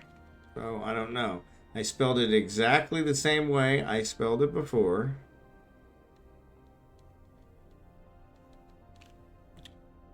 I used a lowercase x instead of an uppercase X. It didn't like the uppercase X. Okay. So the raid's set up. Sorry about that. Didn't think that ever mattered. But I guess it does. So thanks for that. But no, appreciate you guys being here. Appreciate you guys' support. And I will see you guys next Monday. And then after that, I will see you from the Philippines. So appreciate it. Thanks for the support. Thanks for the night. Have a great night. And I will see you in a week. Take care.